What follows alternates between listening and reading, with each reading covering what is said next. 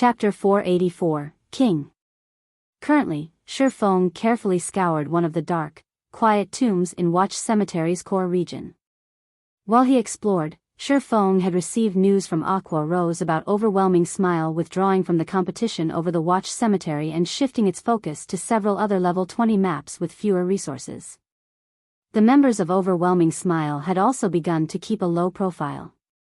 With the threat of Overwhelming Smile gone, Shifeng decided to transverse deep into Watch Cemetery's core. The tomb he currently explored was unique.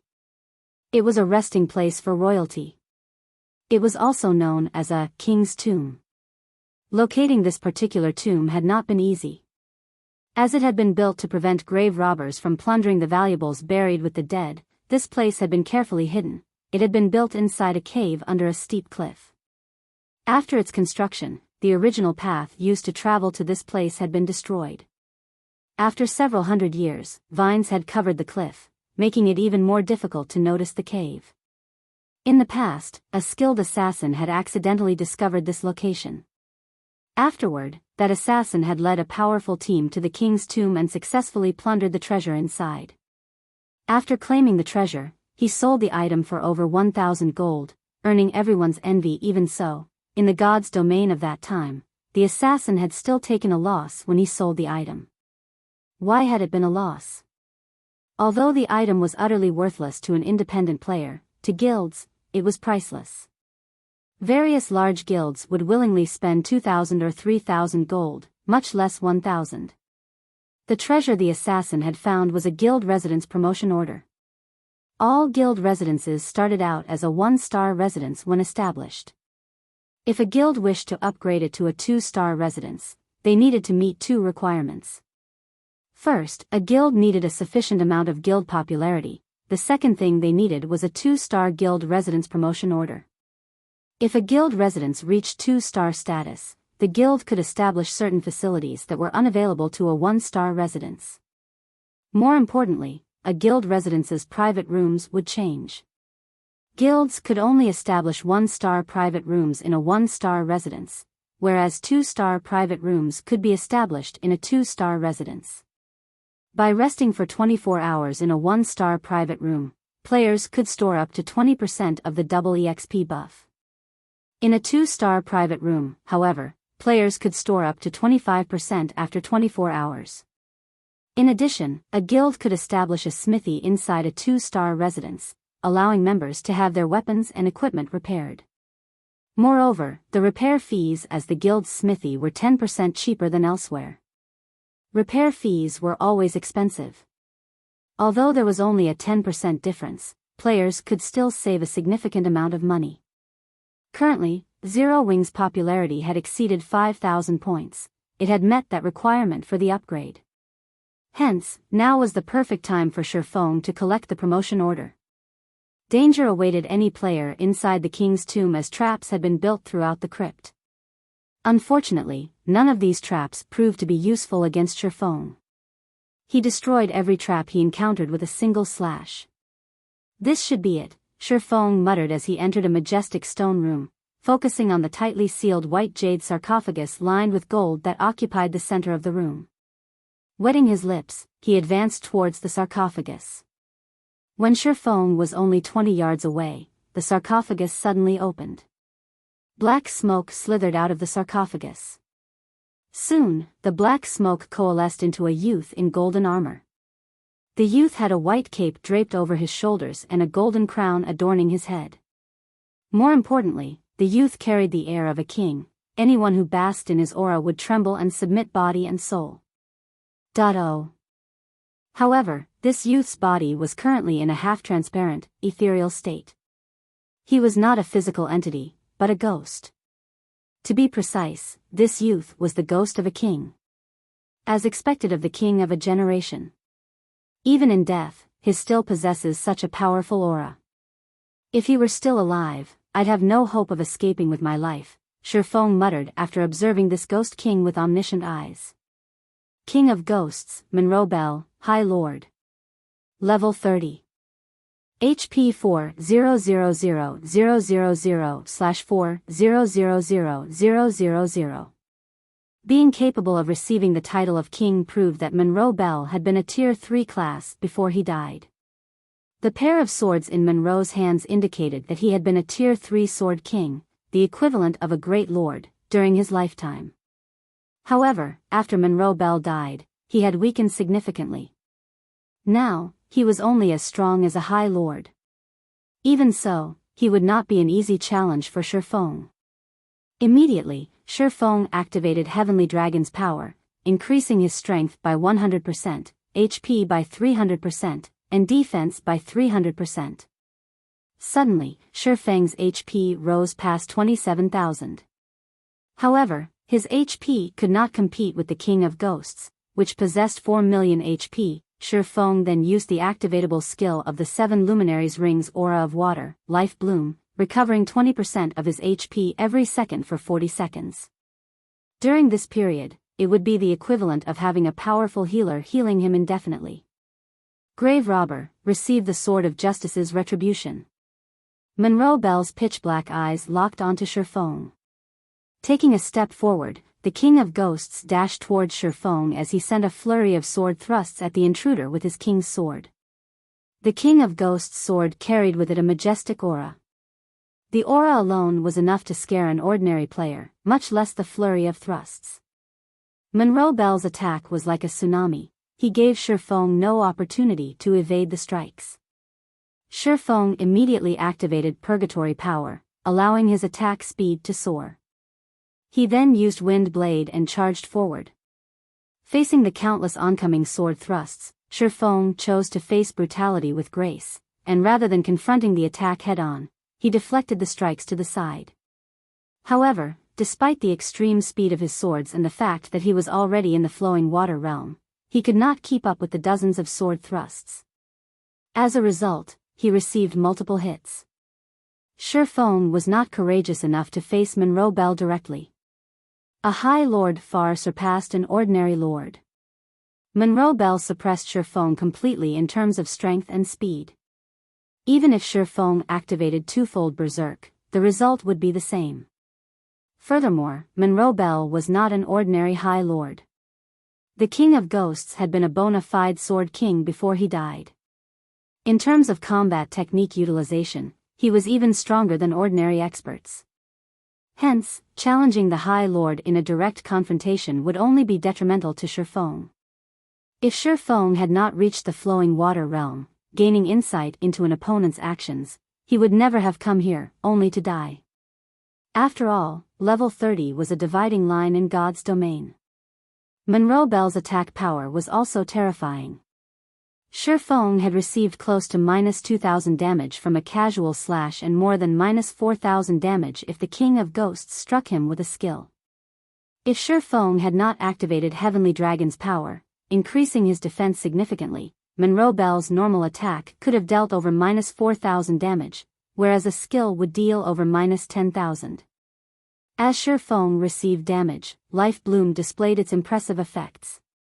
After factoring in the passive effects of the Aura of Water, Life Bloom regenerated more than 8,000 HP every second, the amount of healing Shifeng received surpassing the damage he received. While Shifeng and the King of Ghosts fought an intense battle against each other, a figure had stealthily appeared beside the sarcophagus and proceeded to open the treasure chest within.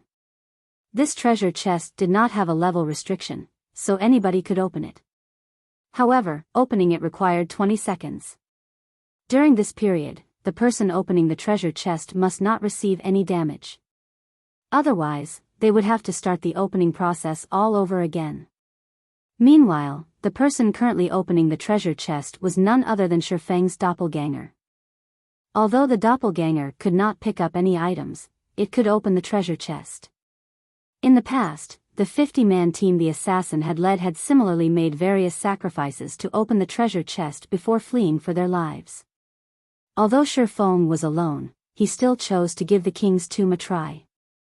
After all, not only did he possess the strength to resist a High Lord for a short time, but he also had his doppelganger. No one else would have a chance of completing the task by themselves. The moment the doppelganger opened the treasure chest, Shifeng instantly swapped positions with it, having his doppelganger delay Monroe Bell while he looted the contents of the treasure chest. Monroe Bell was simply too powerful. Shifeng's doppelganger barely lasted 3 seconds before it died.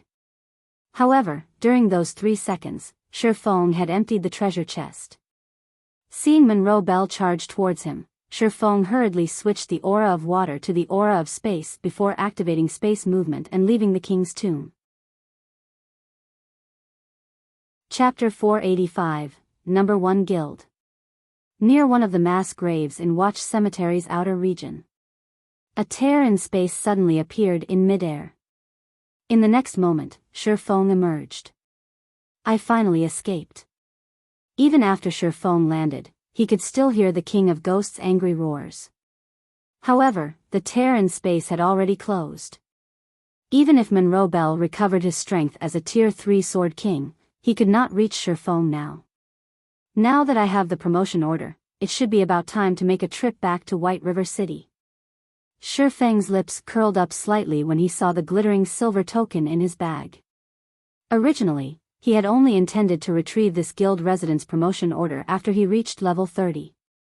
However, he had not expected to set foot in the flowing water realm. Even though he was only level 26, he was already capable of delaying Monroe Bell. Other than the promotion order, Shifeng had obtained 3 items from the king's tomb. Of these 3 items, one was a fiery red 2-handed staff, one was an azure 2-handed greatsword, and the last was a silver stone tablet. Appraising these items with omniscient eyes, Shifeng discovered that both the 2-handed staff and 2-handed sword were actually level 30 dark gold weapons. However, the silver tablet surprised Shifeng far more than the 2 weapons. Shifeng was very familiar with this silver tablet. Secret Sword Technique. The pattern engraved on this tablet is too vague and incomplete, and no information can be deciphered. However, some kind of divine power hides within this pattern.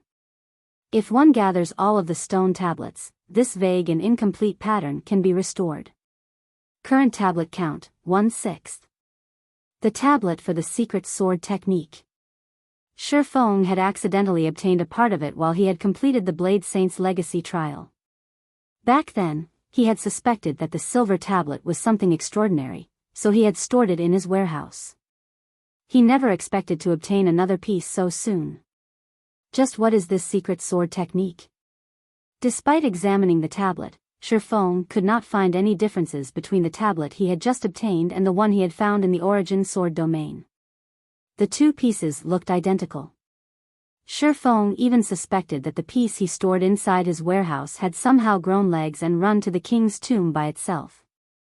Forget it. Let's head back for now. Following which, Shifeng retrieved a return scroll. However, just as he was about to start channeling, suddenly, Shifeng's communicator rang. Thoughtful Rain, a girl he had only met once before, was contacting him. Is she looking to buy equipment?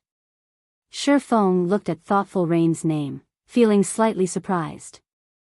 Previously, when he had met Thoughtful Rain at White River City's library, the latter had expressed her interest in purchasing weapons and equipment from him. Shifeng felt a sense of familiarity from Thoughtful Rain. Now that his brain activity had increased, he could recall even the smallest fragment of the past.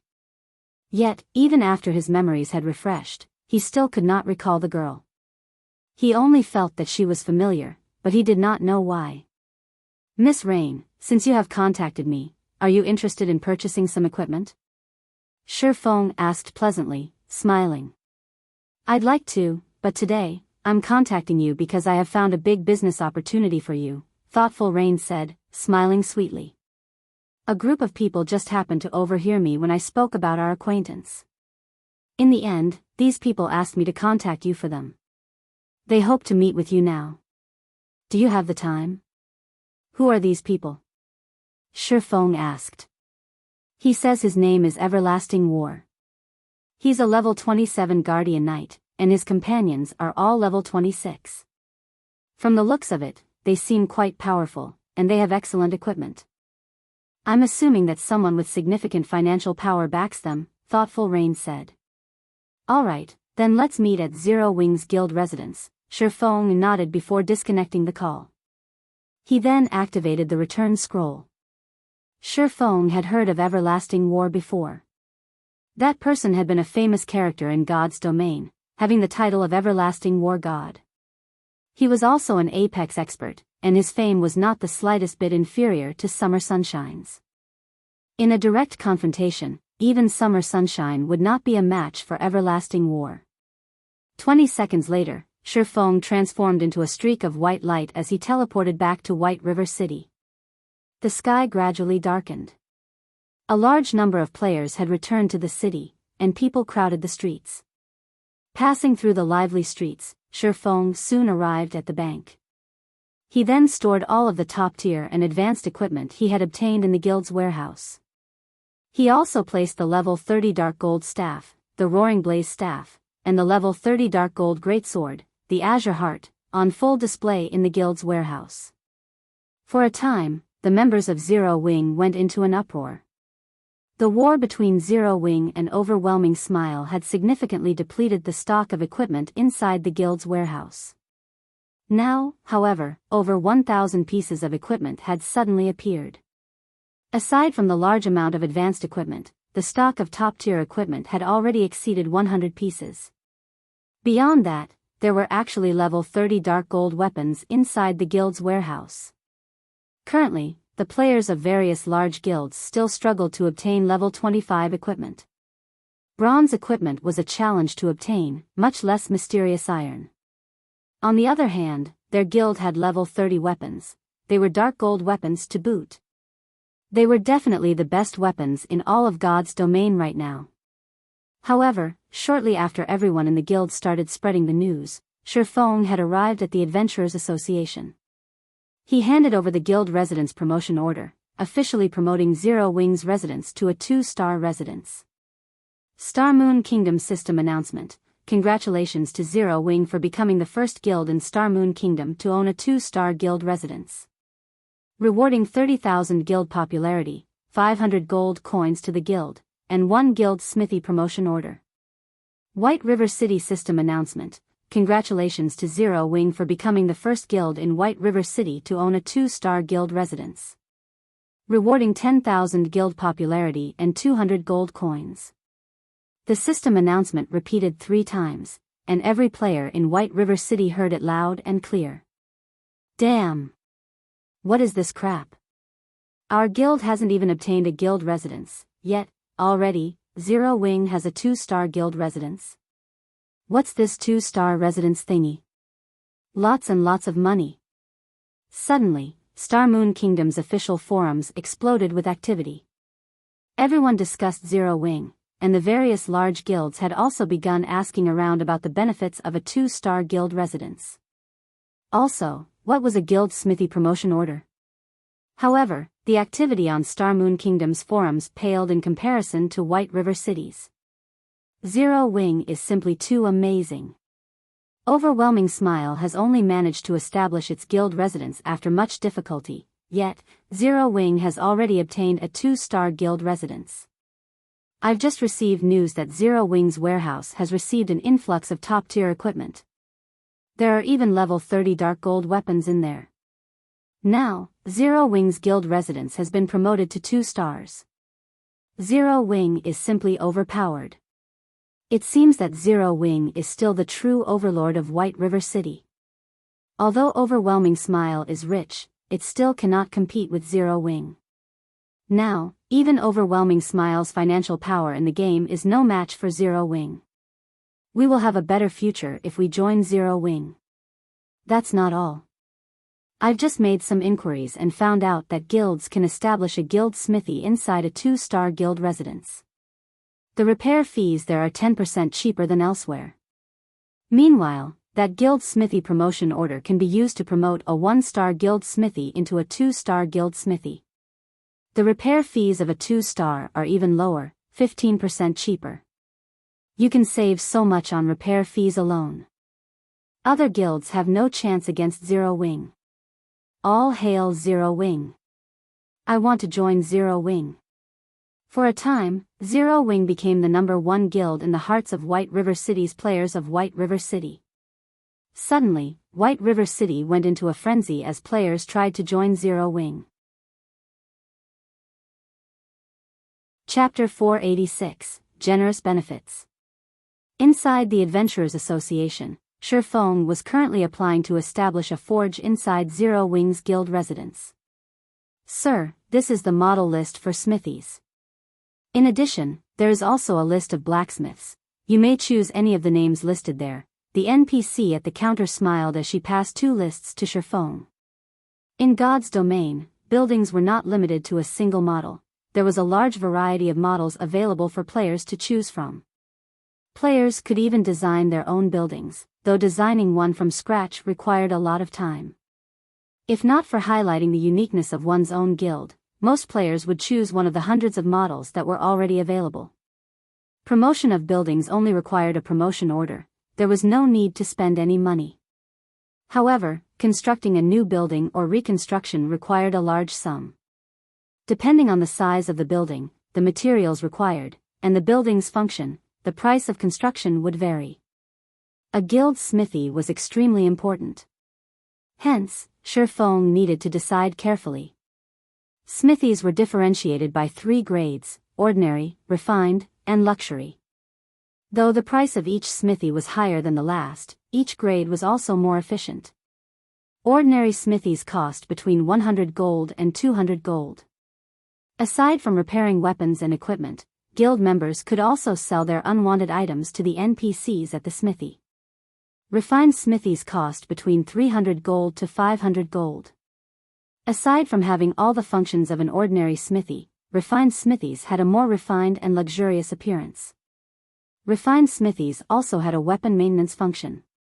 If a player left their weapon in the smithy's care, its durability consumption rate would drastically reduce for a period.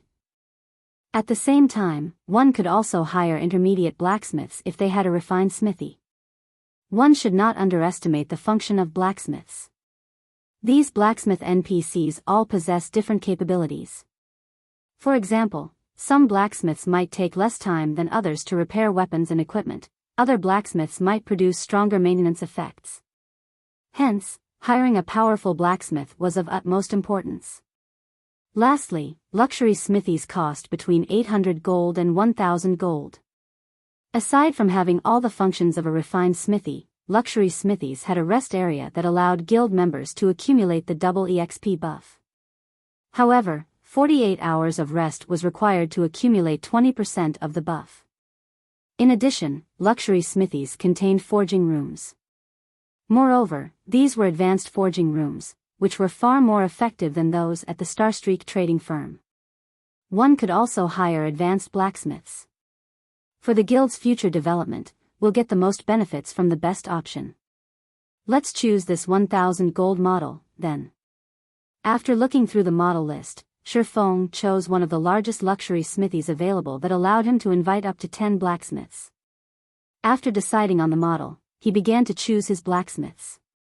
Shi Feng had received 700 gold from the system reward alone. In addition, he also received over 300 gold for each dragon scale set equipment that sold at the Blackwing auction house. At this point, he had already sold more than 20 sets.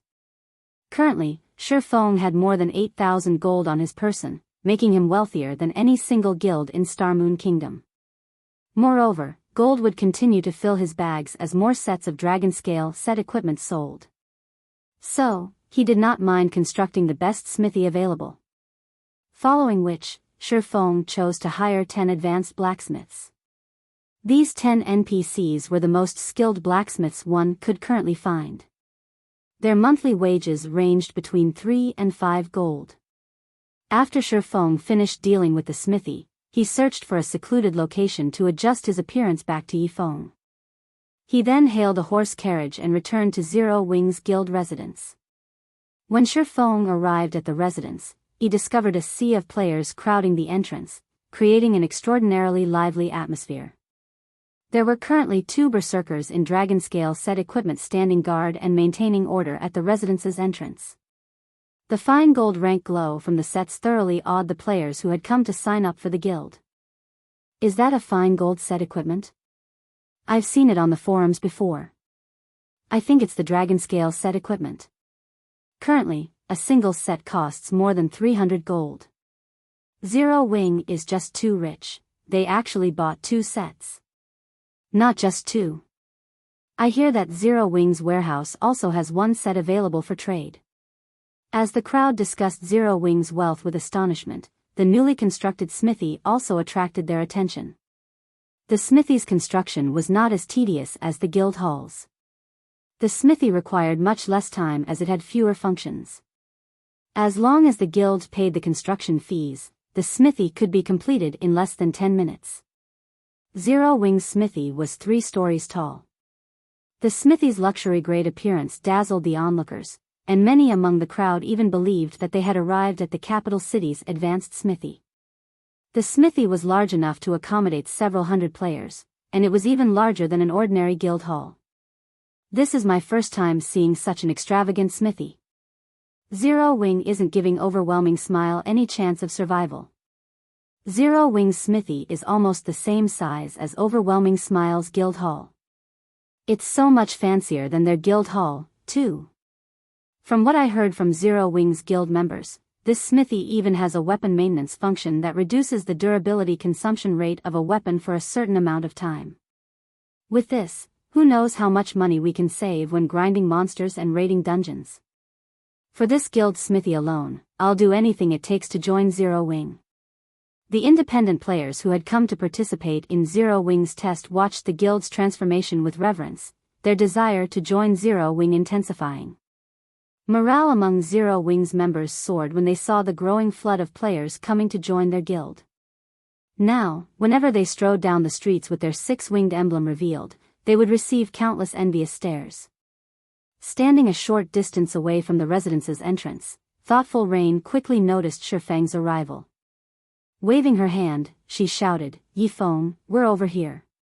Shifeng promptly walked over. Standing beside Thoughtful Rain was the expert who Shifeng was extremely familiar with, Everlasting War. However, though Shifeng knew about Everlasting War in the past, the reverse was not true. The 5 companions by his side were also outstanding experts. In the past, Shifeng had lived in an entirely different world from them. He had failed to reach even the upper ranks of God's domain, much less the pyramid's peak. "Yifeng, let me introduce you. This man is Everlasting War. He wishes to discuss business with you." Thoughtful Rain slowly introduced Everlasting War's party to Shifeng. At this moment, Everlasting War was shocked after evaluating Shifeng. The pressure he felt from Shifeng was intense. He had not expected Zero Wing to possess another unfathomable expert besides Black Flame. "Hello, I am Yifeng," Shifeng said, smiling faintly at Everlasting War. "This place isn't suitable for a discussion. Why don't we head inside to chat?" Saying so, Shifeng led the group into the rest area in the guild residence's smithy. The rest area was very elegant. Even having beverages available for guild members, this rest area was no less impressive than the city's restaurants. "Wow! Is this really a smithy?" Trailing after Thoughtful Rain, Blue Bamboo's eyes shone brightly as she entered Zero Wing's residence. It was as if she had just stepped into an entirely different realm. Secretly, she said, "Rain, look. That's the weapon maintenance room. There are such high-quality weapons inside. Even the blacksmiths are the rarely seen advanced blacksmiths. Rain, make sure you say something to Yifeng later. With such awesome guild benefits, it would be a huge shame if we didn't join." Chapter 487, Dark Arena. Thoughtful Rain glanced at Blue Bamboo's pleading look before examining her elegant surroundings. Indeed, no other guild could compete with Zero Wing, so it would not be a bad choice for them to join this guild. "Ha! I only met Yifeng by chance. Our relationship isn't what you imagine. I can only try my best, don't expect too much," Thoughtful Rain replied softly through their private chat. "Emichim." Blue Bamboo nodded vigorously. Compared to Blue Bamboo's fascination, Everlasting War and his companions only considered Zero Wing's benefits and environment decent. However, compared to a small, unknown guild, the sudden emergence of a great expert like Shifeng was what truly shocked them. Carefully observing his surroundings, Everlasting War suddenly realized that Zero Wing's members were actually quite powerful. They were much stronger than the members of other guilds. As the rumors had said, Zero Wing was the true overlord of White River City. A moment later, Shifeng had led the group to one of the small rooms located in the rest area. The environment inside the room was excellent, and the pleasant aroma filling the air soothed everyone's tense spirits. Shifeng had to admit that the luxury version of the smithy was worthy of the price. He had not spent 1,000 gold for nothing. "What would you like to talk about?" Shifeng asked casually as he looked at Everlasting War. "Originally, I had hoped to ask Brother Yifeng to introduce us to your guild leader, Black Flame. However, seeing as Brother Yifeng possesses such strength and is one of the upper managers of Zero Wing, discussing this matter with you should have the same effect," Everlasting War said leisurely. "Truth be told, we are not players from Star Moon Kingdom. Rather, we are from the Beast Empire, the 8th strongest country in God's domain. As you can see, although we are independent players, our weapons and equipment are not the possessions of ordinary independent players. Indeed, the majority of your party's equipment consists of level 25 fine gold equipment. The level 25 shield and weapon in your hands are even dark gold rank, something extremely rare throughout God's domain. There are not many guilds in Star Moon Kingdom capable of obtaining those items." Shifeng nodded in agreement. He could not help but admit that there was a massive difference regarding resources between the empires and kingdoms of God's domain, not to mention the difference between Star Moon Kingdom and the current 8th strongest country in God's domain, the Beast Empire. Their weapons and equipment are all level 25 fine gold and dark gold rank? How is this possible? Blue Bamboo looked at Everlasting War's party, her eyes widening with surprise. Blue Bamboo knew that Everlasting War was very powerful. She could tell that just by looking at his level. All this time, however, Blue Bamboo had thought that the fine gold and dark gold rank glow effect surrounding Everlasting War's body originated from level 20 weapons and equipment. She never considered that he had level 25 weapons and equipment. Level 25 fine gold equipment was a luxury to any guild, much less dark gold rank. By the side, Thoughtful Rain was also shocked. Only now did she understand why this party did not mind giving them a level 25 secret silver staff. It turned out that these players were all using level 25 fine gold and dark gold ranked weapons and equipment. Is this the gap between a kingdom and empire? Thoughtful Rain was greatly confused. Upon seeing the shock on Blue Bamboo's and Thoughtful Rain's faces, Everlasting War's companions felt proud even though they had long since gotten used to the shocked expressions of White River City's players. "You're mistaken. Although there is indeed a gap, it is not as large as you imagine. Moreover, they are no ordinary independent players. Someone has sponsored them," Shifeng explained. In God's domain, both players in kingdoms and in empires face similar difficulties when leveling up. However, since empires mirrored the major cities in the real world, claiming the players who lived in said cities upon character creation, empires had far more players within their borders.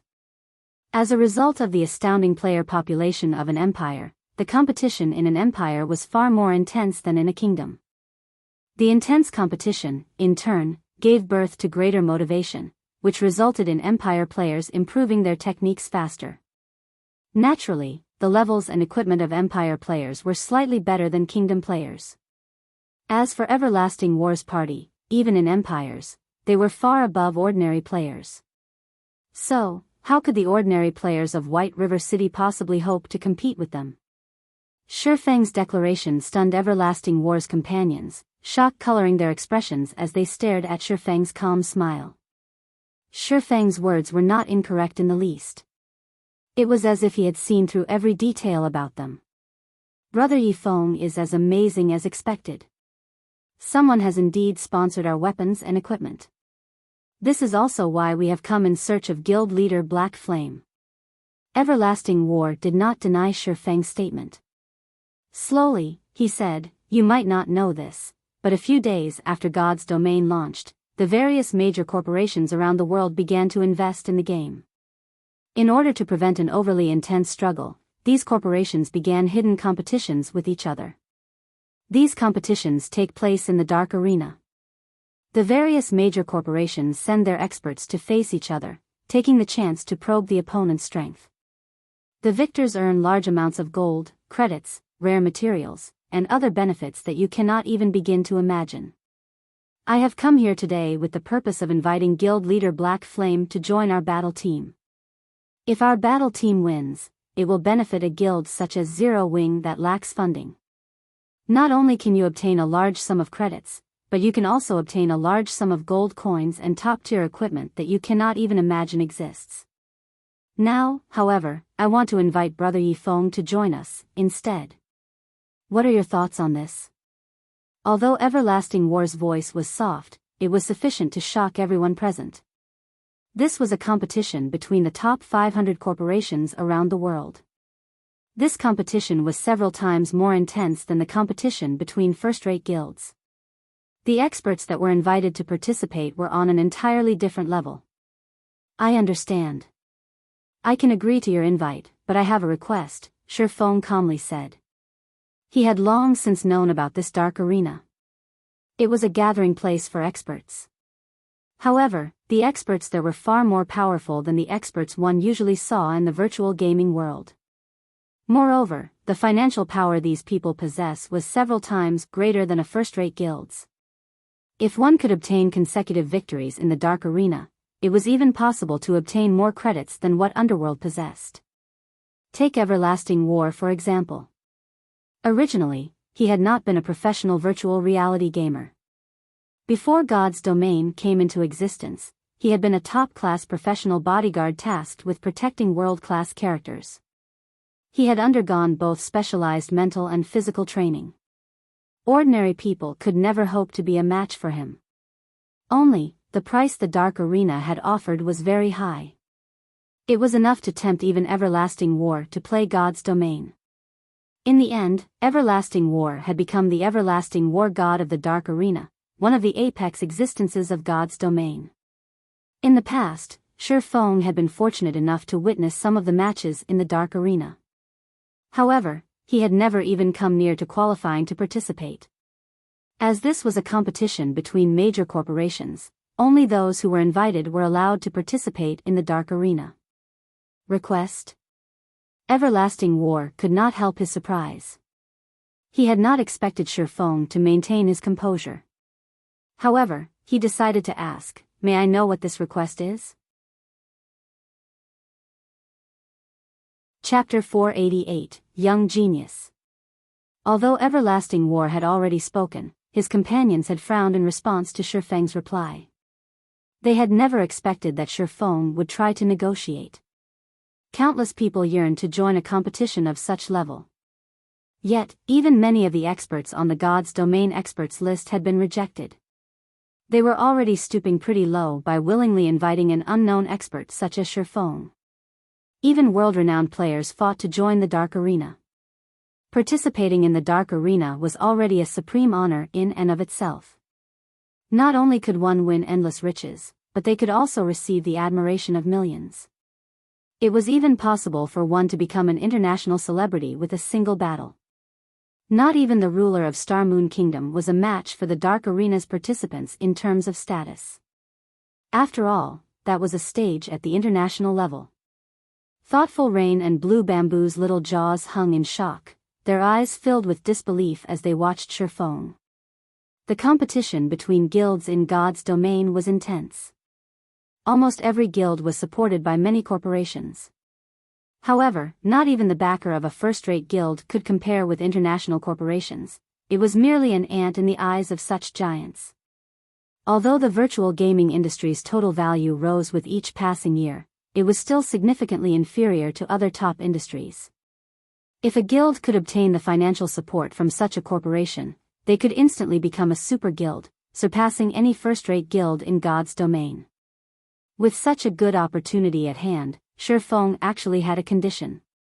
However, Shifeng did not care about what others thought about him. Taking a sip of tea, he returned his gaze to Everlasting War, saying slowly, "My request is very simple. I hear that each battle team participating in the Dark Arena consists of 10 members. Seeing as you only have 6 members at the moment, I wish to invite 3 of my people to join. That way, we will have a full battle team. What do you think?" "You must be insane. Just inviting you is already leader's limit, yet, you still want to invite 3 others to join the team? Who do you think started this battle team?" A youth in black armor shot up from his seat in anger. The other members of Everlasting War's party were also clearly angry. Everlasting War, on the other hand, watched Shifeng seriously. The member limit for each battle team had only been recently confirmed, so only an extremely small group of people know this information. How did Shifeng, an upper manager of a small guild, find out about this? Suddenly, Everlasting War realized that the young man before him was shrouded in mystery. The only goal of the corporation sponsoring your battle team is to secure victory. Naturally, the stronger the chosen team members are, the better. I can guarantee that the players I want to include are all very formidable, Shifeng explained. Although Shifeng had not personally participated in the Dark Arena, he had a certain understanding of it. After all, it was the future battlefield for the apex experts of God's domain. He had learned plenty of techniques from the matches held in the Dark Arena. For example, he had learned void steps from watching the Dark Arena's battle videos. If he could allow the experts of the guild to participate in the Dark Arena and experience those battles, it will enable them to improve their techniques further. Brother Yifeng, I am afraid that I am really powerless on this matter. There are a limited number of slots for the battle team. Although I am the team leader, I only have one invitation for the test, not the member slot for the battle team. Originally, I intended to test guild leader Black Flame's qualifications. However, even if he is qualified, I believe that, as the leader of a guild, he should be very busy with its management. Even if he has the strength, he should not have that much time to spare. That's why I wanted to invite Brother Yifeng, Everlasting War said, smiling bitterly. The competition between these international corporations was extremely intense. Every position on the battle team was unimaginably precious, so how could they give them away to Shifeng so easily? I expected as much. All right, I accept your invitation. When will the test be held? Shifeng nodded. He knew how valuable the slot was. The invitation alone had already greatly surprised him. However, he still wanted to know how much power Everlasting War, this battle team's leader, wielded. If he could obtain another slot, he would have truly profited. The unified testing time has yet to be determined. Let's add each other as friends for now. Once those in charge have decided on a time, I will contact Brother Yifeng immediately. Everlasting War promptly sent a friend request to the swordsman before him. After Shifeng added Everlasting War as a friend, they chatted about matters relating to the Dark Arena. Seated by the side, Blue Bamboo was utterly stunned by the two's conversation. She had never imagined that Zero Wing was so amazing. It had actually received an invitation from an international corporation. If the guild received support from such a corporation, its potential would be unimaginable. Blue Bamboo's decision to join Zero Wing solidified. After both sides chatted for another half an hour or so, Everlasting War's group departed. Big Brother Everlasting, there are countless experts in God's domain. Aside from Black Flame, how could you invite Yifeng so casually? What if he fails to pass the test when the time comes? It won't look good to our superiors. Why don't we head over to Starmoon City and take a look? There might be some other amazing experts there, a beautiful female elementalist wearing crimson robes suggested. I know. Our superiors gave me an invitation slot precisely because they wished to test my judgment and to see whether or not I am suited to lead this team. They will definitely replace me if I fail. Knowing this, I won't act recklessly. However, this Yifeng is indeed amazing. Based on his appearance, I'm guessing he is only around 20 years old. Yet, when he moves, not a single action reveals a weak point. There were not even any excess actions in his movement. I have already been in the refinement realm for close to 27 years already, so I can tell that he has clearly already set foot into the refinement realm. Moreover, his progression into the realm is also not shallow. This Yifeng is simply unbelievable. He is truly a young genius. As for Black Flame, I have already watched his battle videos. Although Black Flame is indeed amazing, his performance shows that he has only taken half a step into the refinement realm. He only displays such overwhelming might due to his equipment and skills. With the power backing me, I can easily obtain things such as top-tier equipment. Otherwise, would not have chosen Yifeng. Refinement realm experts are as rare as phoenix feathers in God's domain. We are already very lucky to have encountered one. Even if we went to Star Moon City, it is unlikely that we will find another such expert. Alright, let's return to leveling up for now.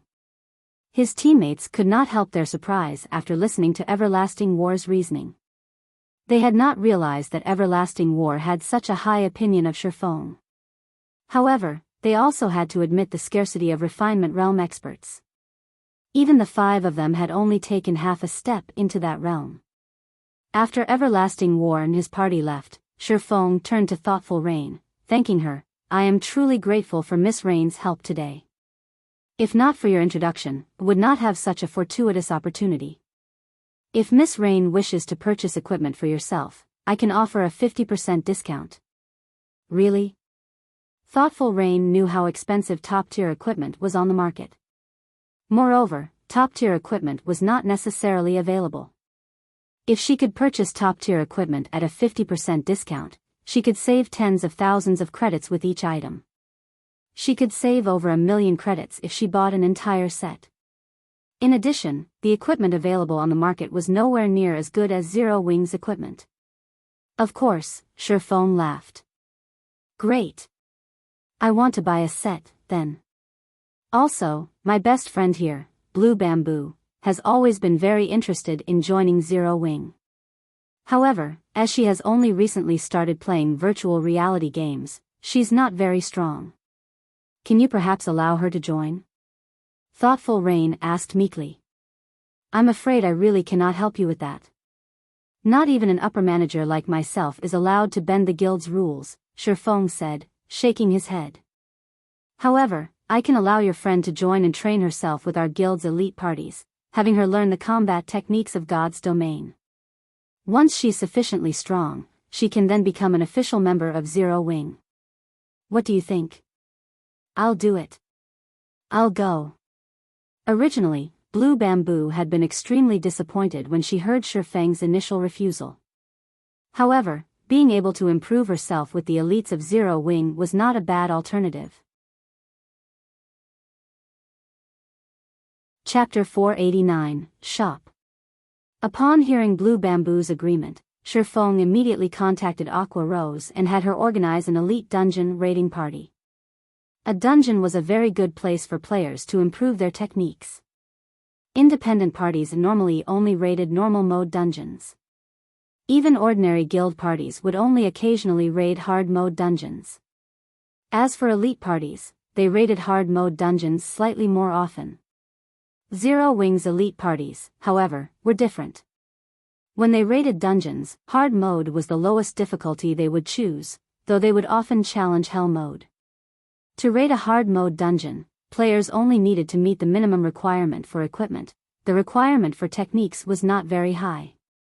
However, it was a different story for hell mode. Hell mode had a very high technique requirement. Even if players' equipment was good enough to overwhelm the monsters that waited inside the dungeon, that did not guarantee that they could clear it. Their techniques needed to reach a certain standard before they could raid the dungeon successfully, so it was a very good place to train one's techniques. Zero Wing also had a requirement set for its elite members. Every week, elite members needed to raid hell mode dungeons a certain number of times. Although this was a stringent quota, members who fulfilled it would earn plenty of guild points as compensation for the deaths they suffered inside the hell mode dungeon. This was also why Zero Wing's elite members were so much more powerful than the elite members of other guilds. As long as Blue Bamboo trained diligently and polished herself in hell mode dungeons for a time, she should not have any issues passing Zero Wings evaluation. Following which, Thoughtful Rain and Blue Bamboo each purchased a set consisting of level 25 secret silver and fine gold equipment for elementalists and clerics, spending over 1,000,000 credits in total. Despite such a large expenditure, however, both girls were extremely satisfied with their purchases. They even felt that they had profited significantly. They knew very well that, should they purchase level 25 top-tier equipment from the Virtual Trade Center, they would have to spend over 2,000,000 credits at the very minimum. Moreover, there was no guarantee that the equipment would be available. After all, every guild was in dire need of top-tier equipment. Naturally, they would not sell such equipment easily. After Shifeng finished dealing with these matters, he immediately departed from the residence and headed towards the Starstreak trading firm. Rain, you're the best. I can't believe you actually know someone like Big Brother Yifeng. Previously, one of my classmates boasted in front of me about how her boyfriend wore several pieces of level 25 fine gold equipment. If she finds out that I now have several pieces of level 25 fine gold equipment, she will definitely turn green with envy. Blue Bamboo laughed as she fiddled with the fine gold equipment in her hands. Honestly though, Big Brother Yifeng really treats you nicely. On the way here, I've researched the forums and found out plenty about Zero Wings elite members. These elite members normally raid Hell Mode dungeons, and they never offer to carry anyone, not even their own ordinary members. I've always wondered what it feels like to clear a Hell Mode dungeon. Now that Big Brother Yifeng has arranged for us to accompany Zero Wings elite parties to improve our strengths, it won't be long before we become experts, too. Seeing as how Big Brother Yifeng is such a young and handsome man, do you think he has a girlfriend? If he doesn't. Hee. Rain, this could be a good opportunity for you. Even an international corporation is trying to recruit him to their battle team. Once he becomes famous, who knows how many people will be gunning for him. Your chances with him will decrease significantly if you wait. You little girl. Thoughtful Rain blushed slightly. Snapping, she said, I'm going to ignore you now. Seeing that Thoughtful Rain had turned around and was about to leave, Blue Bamboo hurriedly pulled her friend back, panicking, no. White River City, Starstreak Trading Firm. Smile, how many strengthened armor kits have you guys produced? Shifeng asked.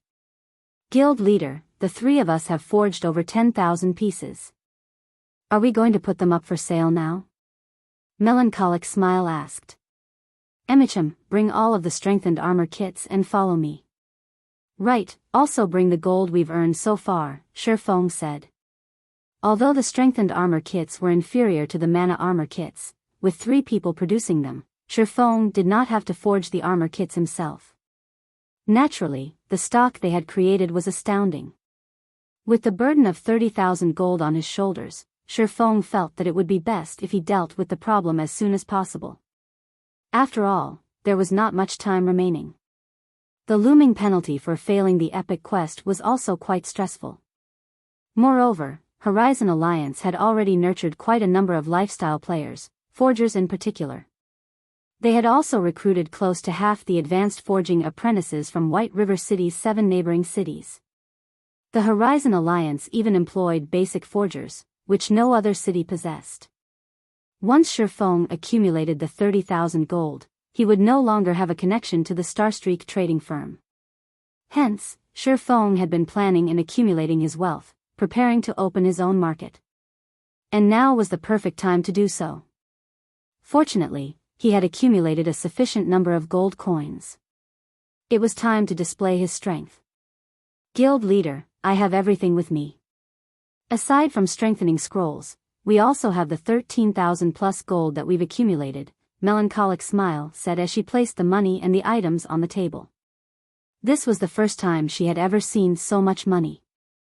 There were more than 13,000 gold coins stacked on the table. This was the accumulation of all the money Starstreak trading firm had earned from the 8 cities it occupied, including White River City. There was not a single guild in Starmoon Kingdom that could compete with the Horizon Alliance's wealth. A guild would be quite well off with only 1/10 of the Alliance's fortune.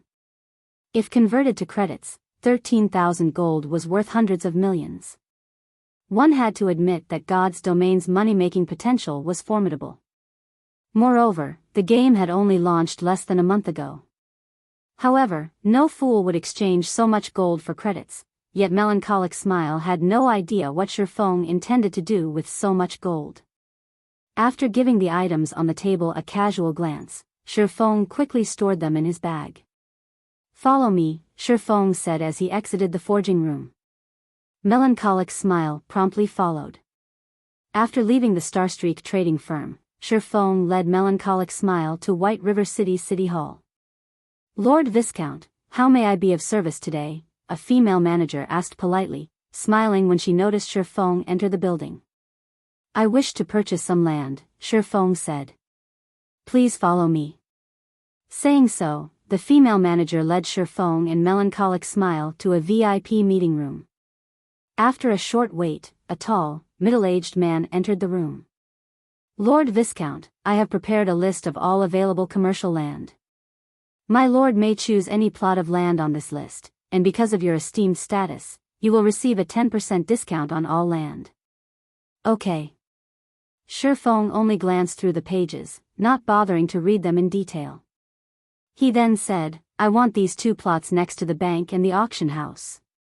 If one pointed out the most valuable plots of land in White River City, the first would be the plot directly beside the auction house, the second was next to the bank, the third was near the two aforementioned establishments, and the fourth was next to the Virtual Trade Center and the Adventurers Association. This held true for every city in God's domain. In the past, these plots of land had been highly sought after. Renting one of these plots for just a month could be astronomically expensive. Moreover, as God's domain developed, the money one could earn would grow. Naturally, it also cost a significant sum to purchase these plots of land. Moreover, one must also possess certain status if they wanted to purchase land. Money alone was not enough. As a viscount, Shifeng could only purchase a limited number of plots. Thus, he chose only one plot per location to begin his shop's operation. Chapter 490, Candlelight Trading Firm.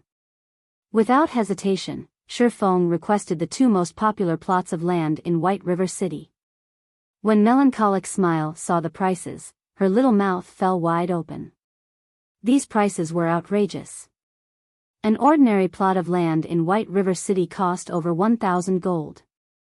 If the land were in the densely populated Central District, it would cost more than 3,000 gold. As for the two plots Shifeng had set his sight on, each cost over 8,000 gold. If they converted 8,000 gold to credits, they could establish a relatively large company in the city in reality. However, Shifeng did not consider his choices to be expensive. In the future, these two plots would become extremely valuable. In the past, he could not have obtained them even if he wanted to. Players frequented both the auction house and the bank. Hence, the traffic was guaranteed. If not for his need for money right now, Shifeng would have preferred to purchase several more plots of land. By the time White River City became the #1 city in Star Moon Kingdom, the value of the city's land would soar by more than 100-fold. "Lord Viscount, for the two plots of commercial land you have chosen, one costs 9,200 gold, while the other costs 8,800 gold, coming to a total of 18,000 gold. After including the 10% discount, your total is 16,200 gold, the male manager said with great excitement. In addition, after purchasing these two plots of land, there will be a 15% property tax each month. If taxes aren't paid for in 3 months, these plots will be locked. If the taxes aren't paid for in half a year, the city will reclaim the land.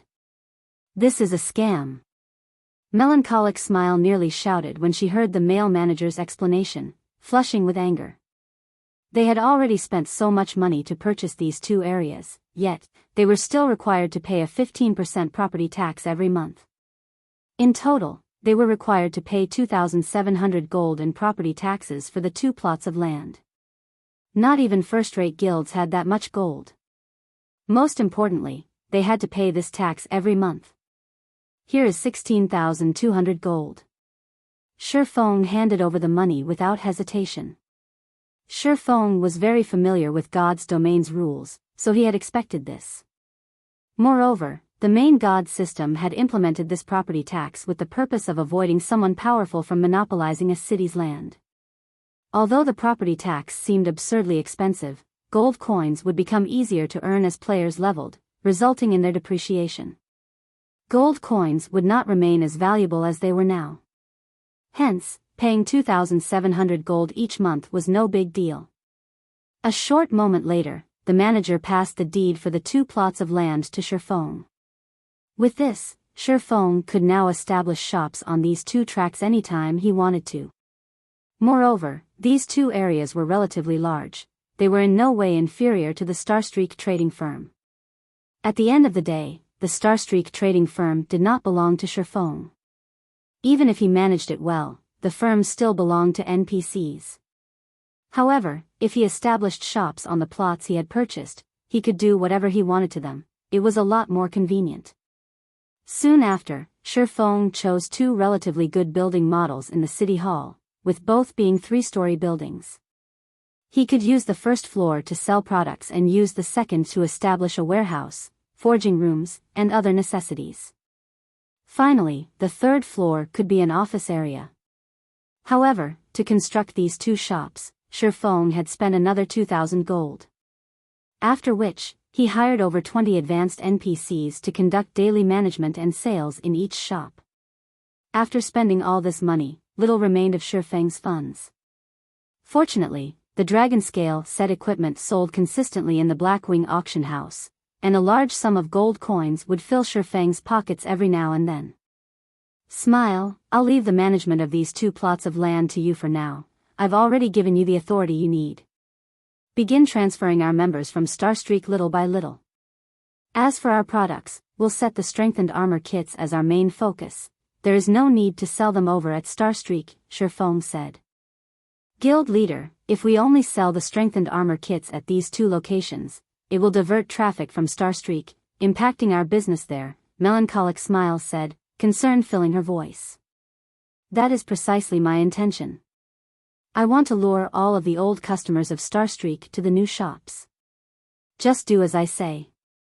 As for the price for these strengthened armor kits, set them at 7 silver coins minimum. We can't afford a loss from selling them, Shifeng laughed. Although the Starstreak trading firm was still somewhat useful to him, its greatest purpose to Shifeng lay in the initial business. Now that he had accumulated sufficient capital, he had to abandon it, little by little. After all, the moment he earned the 30,000 gold and completed his quest, the Starstreak trading firm would sever all ties with him. If he did not prepare for it now, it would be too late in the future. Guild leader, rest assured, I will make sure the prices of the strengthened armor kits stay above 7 silver coins, Melancholic smile said. She was very confident about the strengthened armor kits they had produced. Even as basic forgers, their success rates at producing the strengthened armor kits were below 30%. Meanwhile, the material cost for producing each strengthened armor kit was over 1 silver. In other words, the actual cost for producing a complete strengthened armor kit was more than 3 silver. In reality, selling them for only 7 silver coins was simply too cheap. Even if Shifeng had not given the order, she had intended to set the initial price of the strengthened armor kits at 10 silver.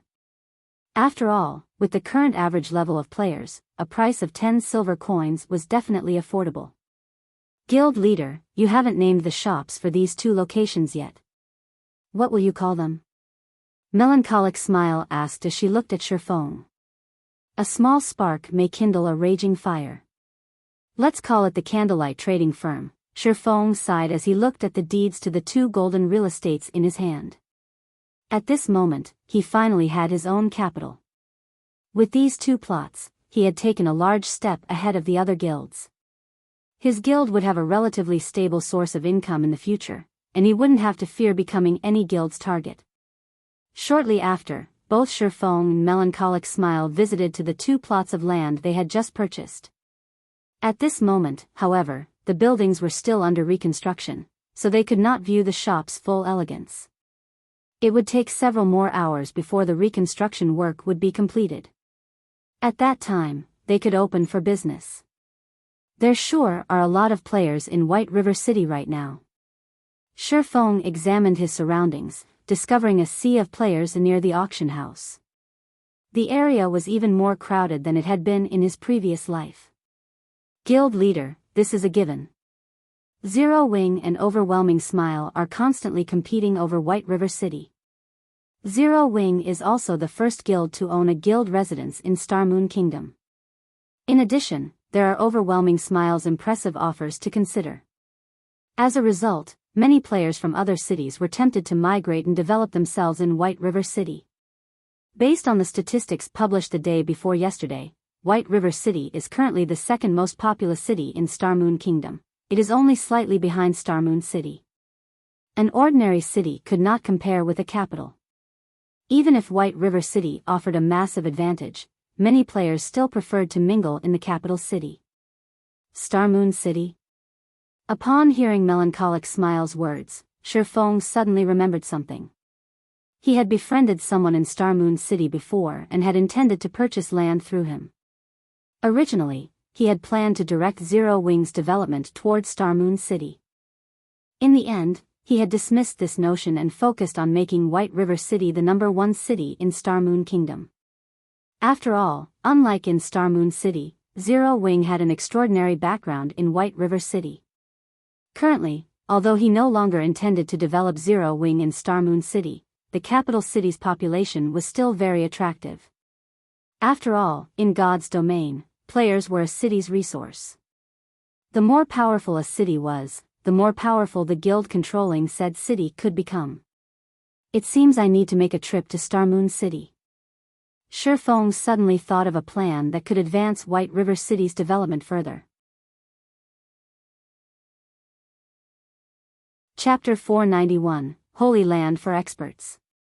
Just as Shifeng was about to head towards White River City's teleportation hall, the clear ring of his communicator reached his ears.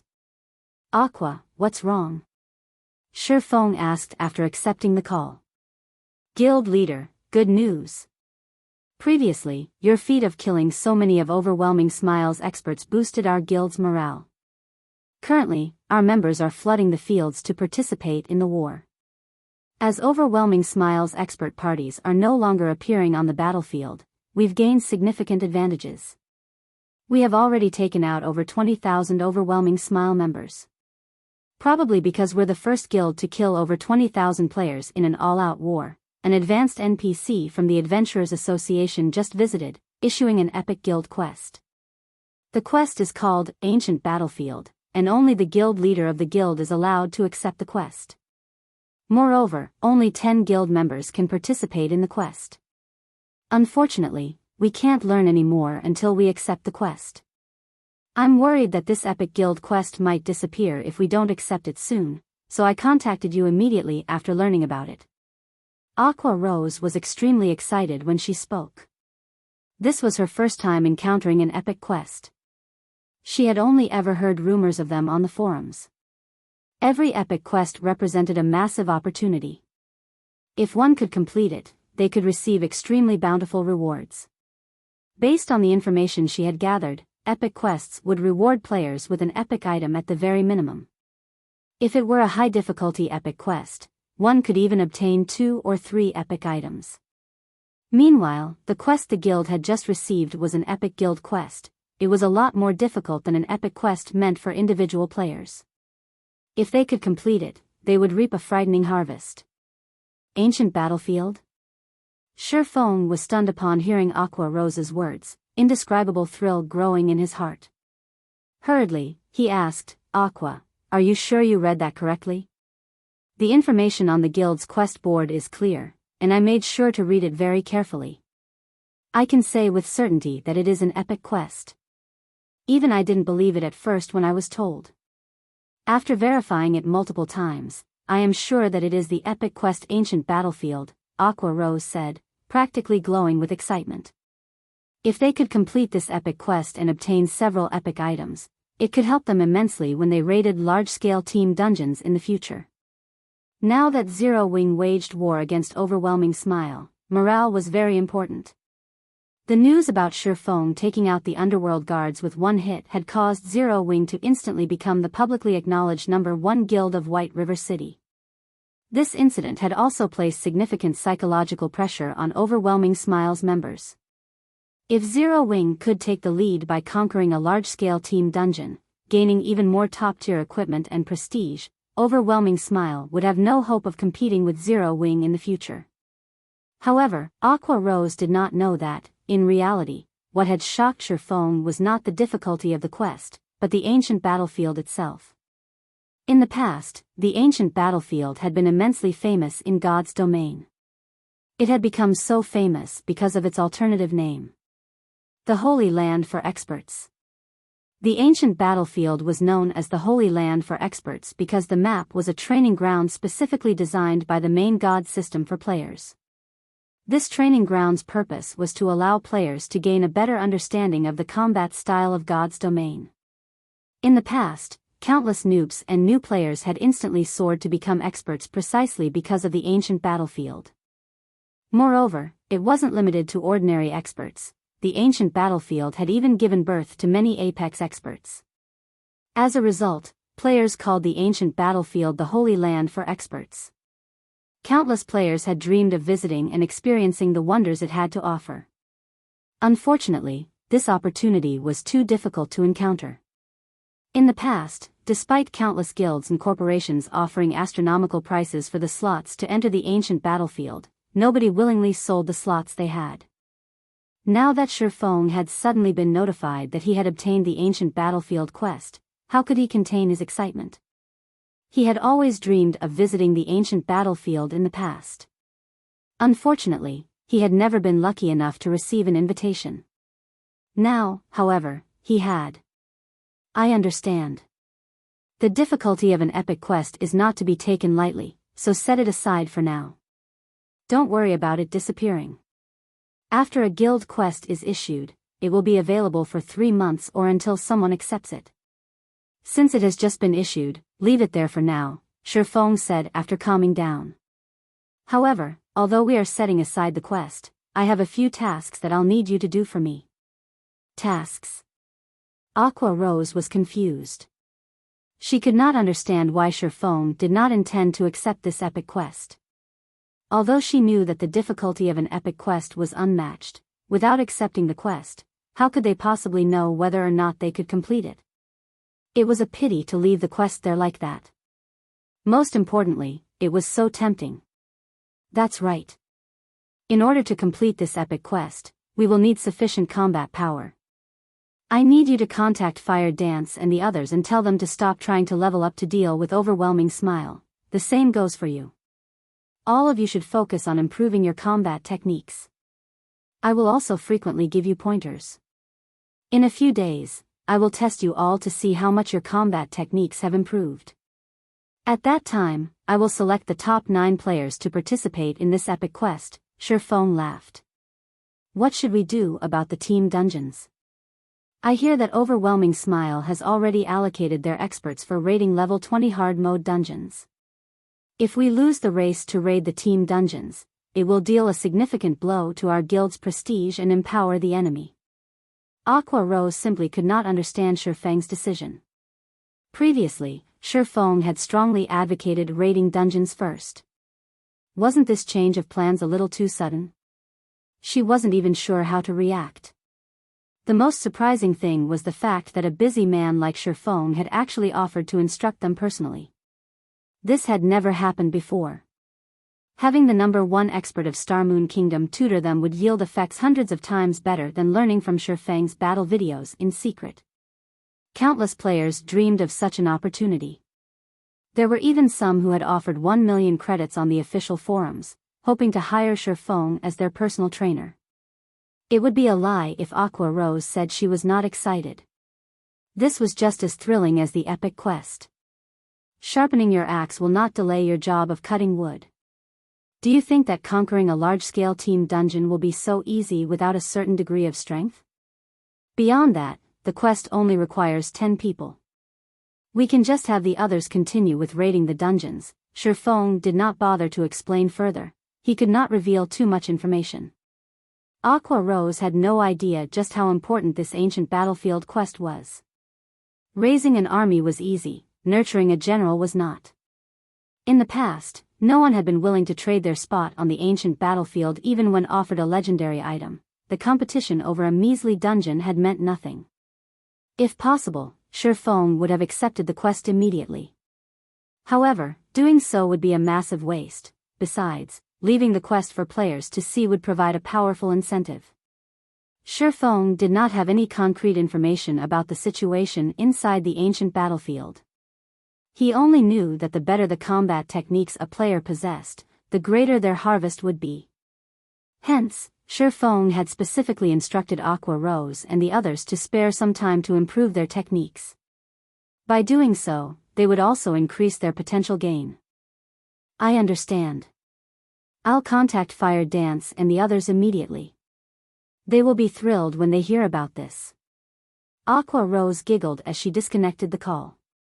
She then began to contact the other core members of Zero Wing. Meanwhile, Shifeng had arrived at Starmoon City, Starmoon Kingdom's #1 city, through a teleportation array. Chapter 492, Plundering Resources. With a clear moon and few stars, it was already nighttime in God's domain. As the #1 city of Starmoon Kingdom, Starmoon City had brilliantly lit streets at this time. Magic lights illuminated the streets all around, making the entire Starmoon City seem as bright as day. As expected of Starmoon City, the population here is not something a regional capital like White River City could ever hope to match up to. Shifeng could not help but sigh as he waded through the sea of players crowding the streets. Now that players were higher leveled, many could afford the teleportation fee to travel to Starmoon City. At this moment, Starmoon City's player population was nearly 5 million, 2 million more than White River City's. If one could take control of Starmoon City, it would significantly improve a guild's development speed. The impact on a guild would be even better than having control of 4 or 5 smaller cities. In addition, the available resources in the vicinity of Starmoon City were very abundant. Hence, all powers staying within the capital city were a mix of both strong and weak. Other than the 3 first-rate guilds that had set Starmoon Kingdom as their main base of operations, first-rate guilds of other kingdoms and empires also had a presence in Starmoon City. Plenty of second-rate guilds were also taking root and developing themselves here. As a result, the competition at Starmoon City was extremely intense, and in this aspect, White River City was far from comparable. Even the average level of ordinary players here was much higher than at White River City. Before long, Shifeng arrived at Starmoon City's City Hall via horse carriage. When Shifeng got there, a majestic and powerful-looking man was standing outside the entrance of the building. This man was none other than the Ghost Raider, Lifeless Blade.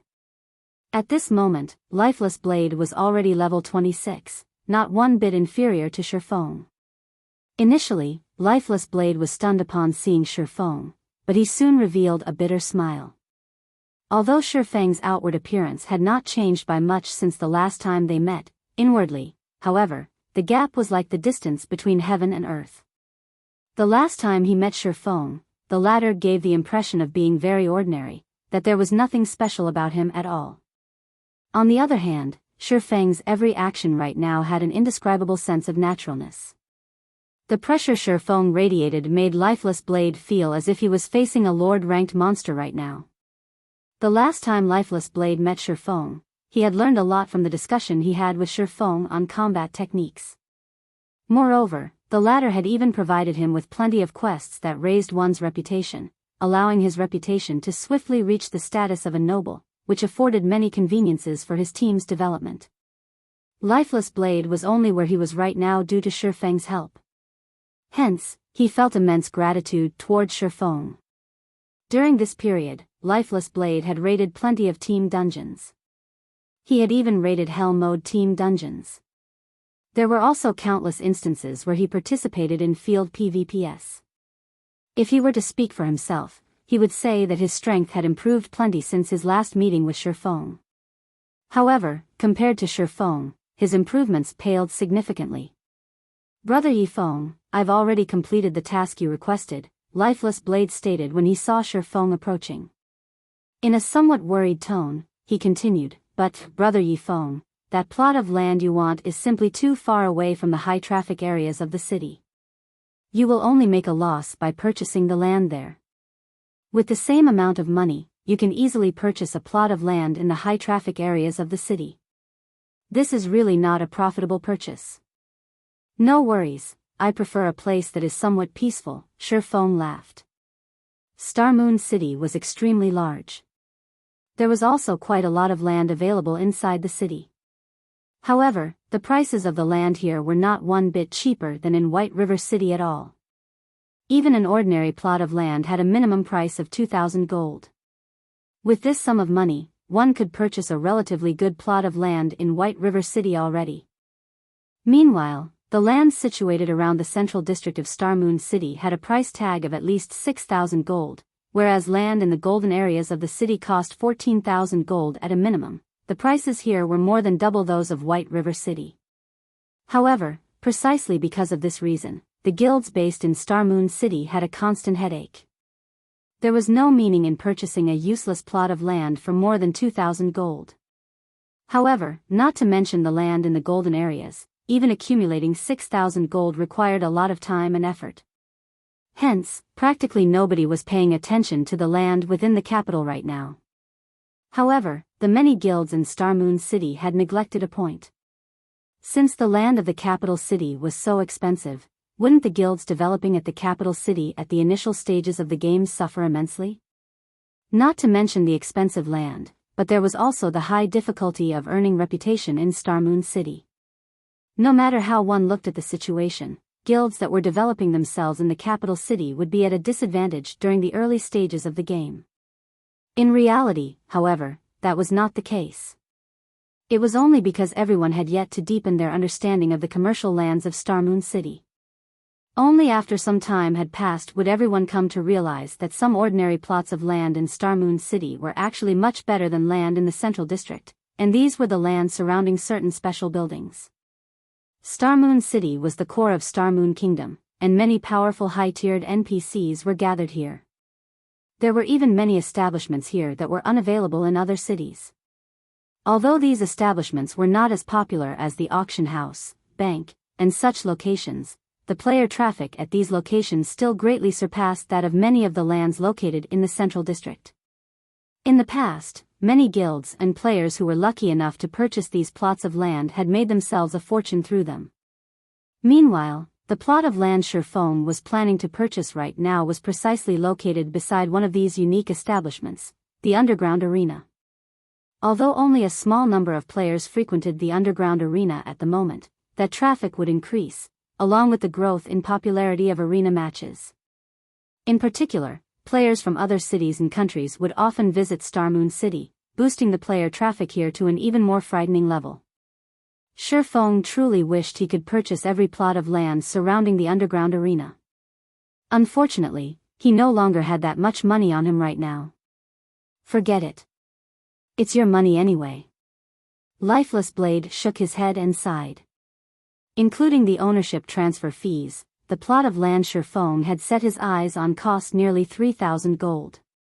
That was enough money to purchase a relatively good plot of land close to the central district.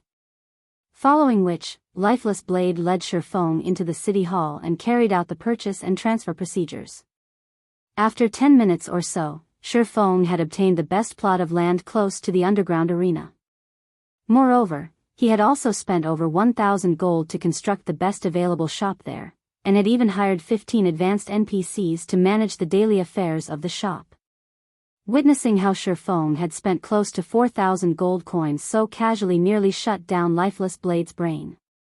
This was his first time seeing a spendthrift like Shifeng. Not only had Shifeng wasted his money on an ordinary plot of land, but he had even spent over 1,000 gold to construct the best available shop. In Star Moon City, Lifeless Blade's team could be considered extremely wealthy. Yet, even so, their liquid assets only amounted to dozens of gold. Even a first-rate guild could not easily take out 1,000 gold. Yet, Shifeng had spent it casually, as if he was buying vegetables at a market. At this point, Lifeless Blade had even begun to wonder whether Zero Wing, the guild behind Shifeng, was manufacturing gold coins. In the face of Lifeless Blade's stunned reaction, Shifeng simply gave the man a smile. He did not bother giving any explanations. Now that he had established a branch of Candlelight trading firm on this plot of land, he had the foundation to begin plundering the resources of Starmoon City. As long as he sold the strengthened armor kits here in limited quantities, the players here who needed these items would end up heading over to White River City's Candlelight trading firm to purchase them when the local supply ran out. With this, Shifeng could secretly steal the player population of Starmoon City. Over time, the players of Starmoon City would become White River cities. By the time the guilds competing over Starmoon City realized their situation, everything would be too late. Afterward, Shifeng discussed matters relating to Starmoon City's situation with Lifeless Blade. He then logged out of the game to rest as he patiently awaited the completion of Candlelight trading firm's construction. Chapter 493, Big Dipper Competition. After logging out of the game, Shifeng exited his virtual gaming cabin and began today's training plan. Ever since his brain activity increased, it was as if Shifeng had entered a whole new world in regard to his control over his own body. During this period, he had continuously been adapting to the new changes. A human's body was subject to the brain's control. The brain controlled processes such as hormone production, cellular immunity, and physical power control. As these processes involved a lot of information, the brain carried out these processes automatically. Just like a computer, which ran its system programs in the background, the human brain had long since been set to deal with these processes automatically without requiring conscious effort from the brain. This was a sort of self-protective mechanism for the human brain. However, with the increase in brain activity and, simultaneously, brain usage rates, humans could actively control these processes instead of leaving the brain to passively control them. If brain activity increased to a sufficient level, humans could even control their own body's hormone production, fine-tuning their own bodies to increase their own lifespans, maintain a youthful appearance, and so on. In particular, with a high enough brain activity, one could even control their brain's subconscious inhibition of their body's physical power. If an ordinary person, who might originally have had a punching power of 100 kilograms, was able to remove the inhibition their brain placed on their physical strength, then they could instantly multiply that power by over a dozen, or even several dozens of, times. Like in the news, during times of emergency or danger, many people would suddenly display explosive power that they never possessed. As for the reason why these people could display such power, it was because their brains had removed the limiter placed on their physical bodies. However, it was exceptionally difficult to remove this limiter. There were also many people who failed to remove it, despite encountering a dangerous situation. Or even if they did manage to do so, it would be for only a very brief period of time. Nevertheless, with the increase in brain activity, one could consciously remove the limiter placed on their physical power. This was the case with Shifeng right now. The increase in his brain activity had boosted his brain usage rate. Originally, Shifeng was unable to control the limiter placed on his physical power. Now, however, he could adjust it slightly. As far as Shifeng knew, many martial arts grandmasters in the past had undergone long periods of training, in addition to consistently increasing their brain activity, in order to grasp this technique. Moreover, due to the popularity of God's Domain, as well as the fact that the game played a significant role in developing a player's brain, many people in the past had also been able to reach this step. At this moment, Shifeng's goal was to reach this step. During this period of training and learning, Shifeng could sense that he had already touched the gateway. If he could grasp this technique, then his combat power in God's Domain would definitely improve by leaps and bounds. However, if he wished to grasp a hold of this power, he needed to increase his brain activity once more. It was just that breaking through his own mental limit placed a heavy demand on his brain cells and required a large amount of energy. Meanwhile, only with S-rank nutrient fluids could he solve these problems. Although Shifeng had the money, he could not purchase any S-rank nutrient fluids by himself. Shifeng really wished to have a sufficient number of virtual gaming cabins and S-rank nutrient fluids in order to immediately nurture Aqua Rose, Fire Dance, Cola, and Violet Cloud into true top-tier experts and have them set foot into the refinement realm. At that time, Zero Wing's strength would definitely soar, and it would no longer be an impossible task to capture the several cities surrounding White River City. Just when Shifeng had completed his morning training and was about to have his lunch, the quantum watch on his wrist rang. "Mr. Shifeng, I am Mr. Xiao Yu's assistant. Your competition today is scheduled at 5 p.m. I have come to pick you up in advance. The car is already waiting downstairs," the young and beautiful woman who appeared in the video call said, smiling. "All right, I'll be there in a moment," Shifeng replied before disconnecting the call. Meanwhile, on the ground floor of Shifeng's apartment, a maglev limousine was currently parked outside the building. A man and a woman stood quietly beside the car, waiting. The woman wore a black dress. She had fine black eyelashes and a glamorous face with skin as white as snow. Her long hair was draped over her shoulders. Overall, she had a bright and beautiful appearance. As for the man, he was tall and ferocious. Wearing a black suit and a pair of sunglasses, he was like a ferocious beast, his entire body radiating a hostile aura that made others consciously distance themselves from him out of fear. When the residents of the community saw this scene, they thought that a big shot had come visiting. "This guy sure knows how to take his time." The female assistant, Liang Jing, looked at her quantum watch. In an impatient tone, she grumbled, "Just what does Chairman Xiao see in him to actually have us come fetch him?" She was the head assistant for Big Dipper Training Center's chairman. Yet, now, she was actually sent to escort a youth. The man standing beside her right now was also no ordinary character. He was called Lu Jihong, and he was the personal bodyguard of Chairman Xiao. Lu Jihong's strength was simply amazing. He could easily deal with 7 or 8 ordinary people simultaneously. Even if he participated in the city's fighting competition, he would have no problem obtaining a good ranking. At the moment, the company lacks the support of a martial arts master. Chairman Xiao is naturally trying to create a grander scene, Lu Jihong replied indifferently. He's just slightly over 20. How could he possibly be a martial arts master? Liang Jing had noted Shifeng's appearance through the video call just now. No matter how she looked at it, she could not relate Shifeng to those 30 to 40-year-old masters. "I hear that his opponent this time is quite amazing. Even Master Chen Wu has referred to that person as a fighting genius. That person has even defeated several martial arts masters before. I really cannot understand why Chairman Xiao still insisted on holding the competition this time around. The result of this competition is so obvious, he could clearly just choose that person, instead." She had personally seen martial arts masters before. Even from afar, every one of these masters gave off an imposing air that made others feel reverence for them. However, Shifeng did not possess such a feeling. If not for Chairman Xiao personally confirming that Shifeng was indeed a martial arts master, she really dared not believe that such a youthful master actually existed. While Liang Jing and Lu Jihong were conversing with each other, Shifeng came downstairs. When Liang Jing saw Shifeng's blue sports attire, however, she was immediately stupefied. How was this a master?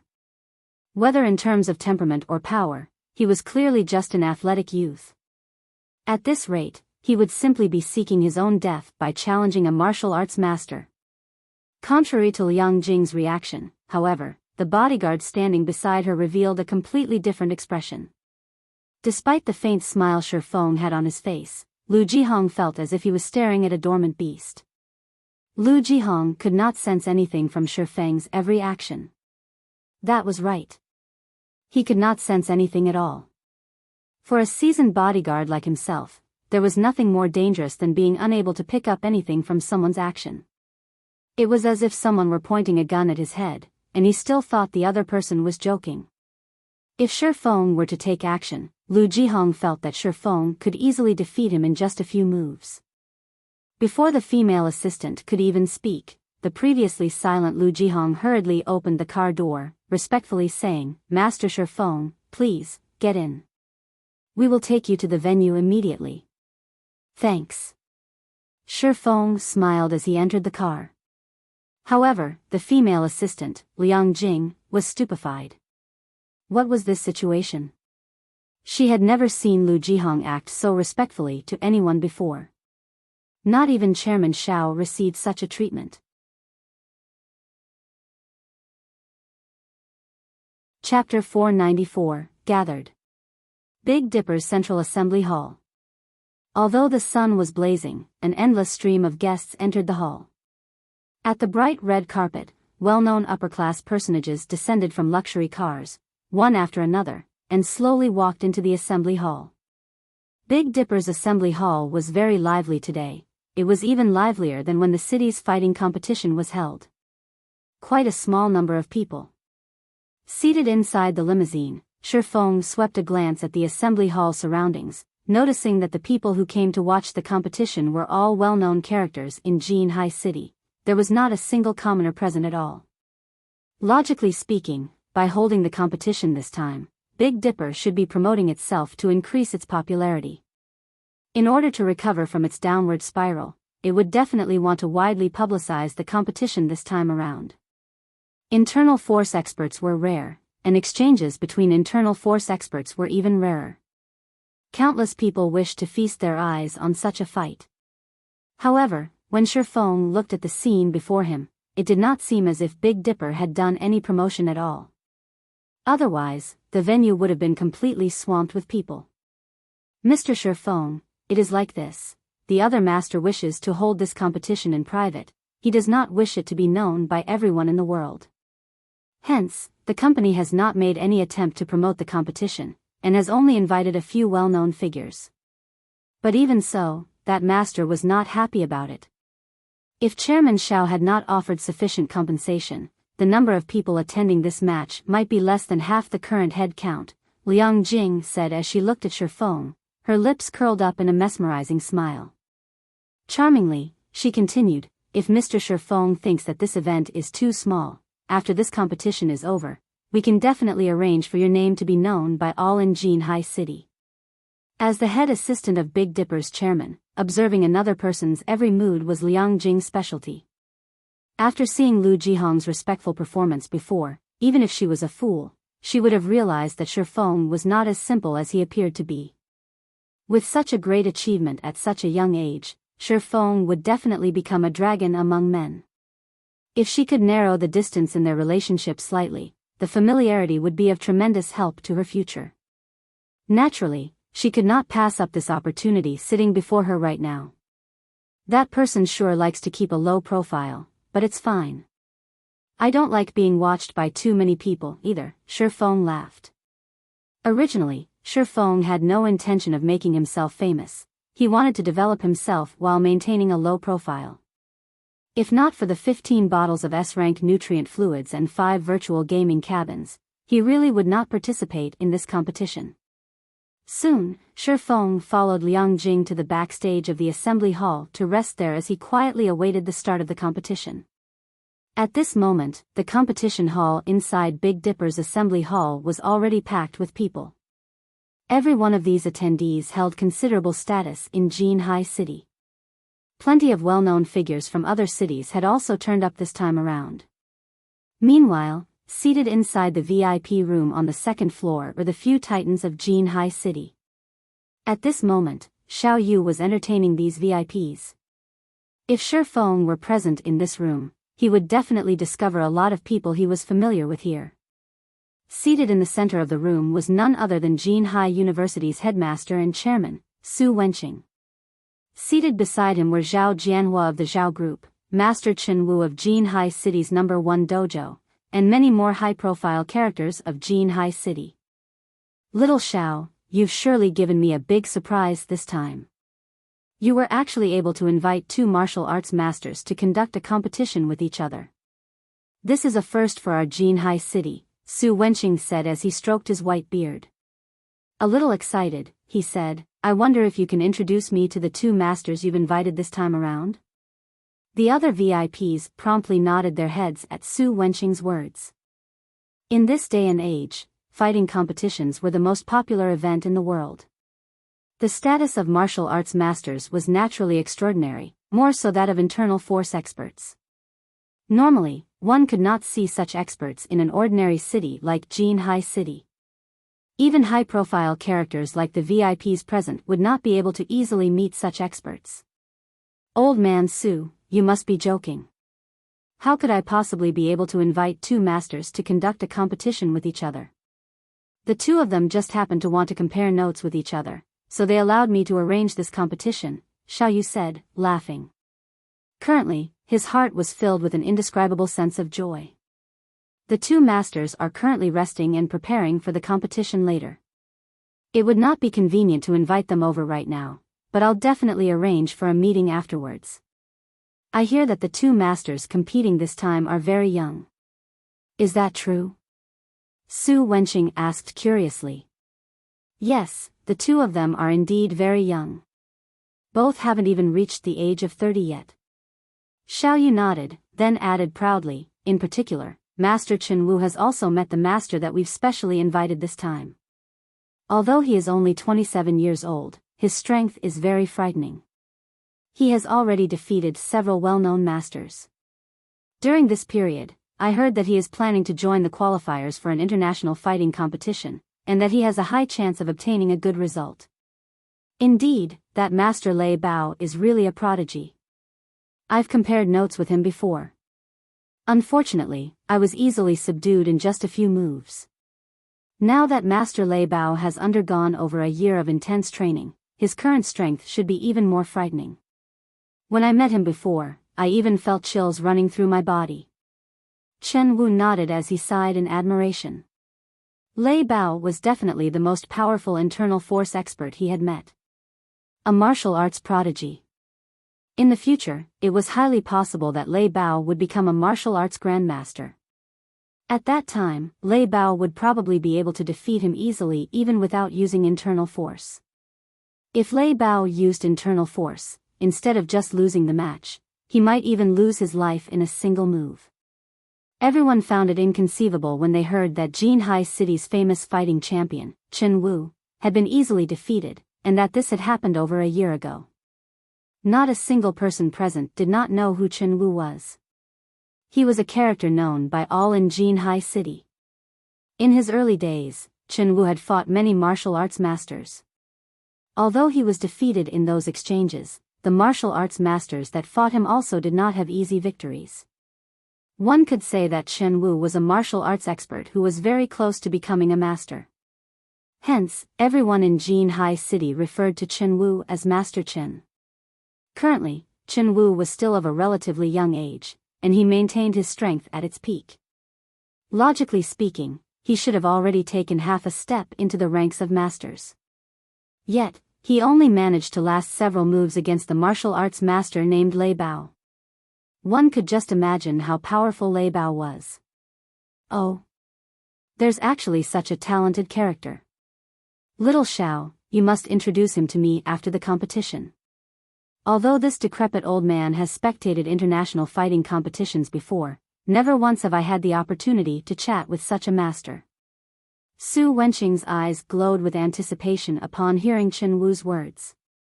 Seated at the back of the room, Zhao Ruoxi, who had come along with Zhao Jianhua, revealed an expression of worry as she listened to the conversation. What to do? Zhao Ruoxi's heart was in distress. Although she believed that Shi Feng was very amazing as well, compared to the martial arts prodigy Lei Bao that everyone was talking about, whether it was in terms of strength or experience, Shi Feng should be quite inferior to Lei Bao. If Lei Bao did not hold back during the competition, it would definitely end in tragedy. Time passed little by little. Very quickly, the arranged time for the competition arrived, and the excitement inside the assembly hall reached the boiling point. This was the first time a competition between martial arts masters would be held in Jinhai City. Usually, such competitions could only be seen on the international stage. Meanwhile, the majority of the people present here today had only ever watched an international competition through TV broadcasts. They never had the chance to personally witness such competitions. Just as the crowd was wondering what kind of people the two masters were, white smoke started emerging from the two passages leading to the arena. Meanwhile, the two people who had walked out from the white smoke were none other than the two protagonists of today's event. Lei Bao and Shi Feng. When the audience personally saw the true appearance of the two masters, every single one of them was rendered speechless. They never expected the two masters to be so young. In particular, when the spectators inside the VIP room saw Shi Feng, they were all shocked. Shi Feng? Why is he here? Su Wenqing rubbed his eyes. For a second there, he even thought his eyes had gone blurry.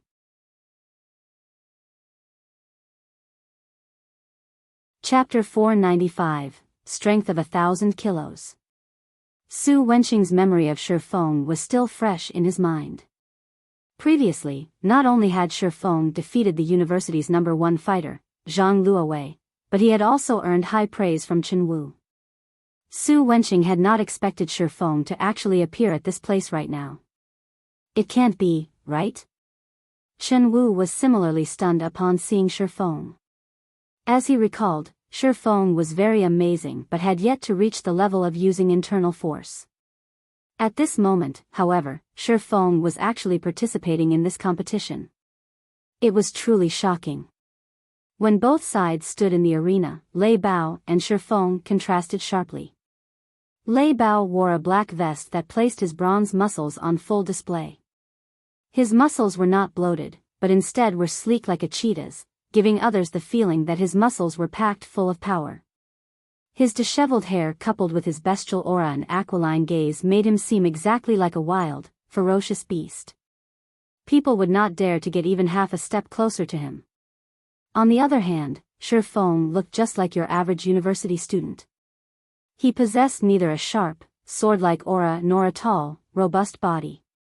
He gave others the impression that he was completely harmless to both humans and animals, that there was no need for even the slightest bit of vigilance towards him. The battle between the two was a competition without any suspense. It was just like a fight between a ferocious lion and a cute little rabbit. There was absolutely no point to this battle at all.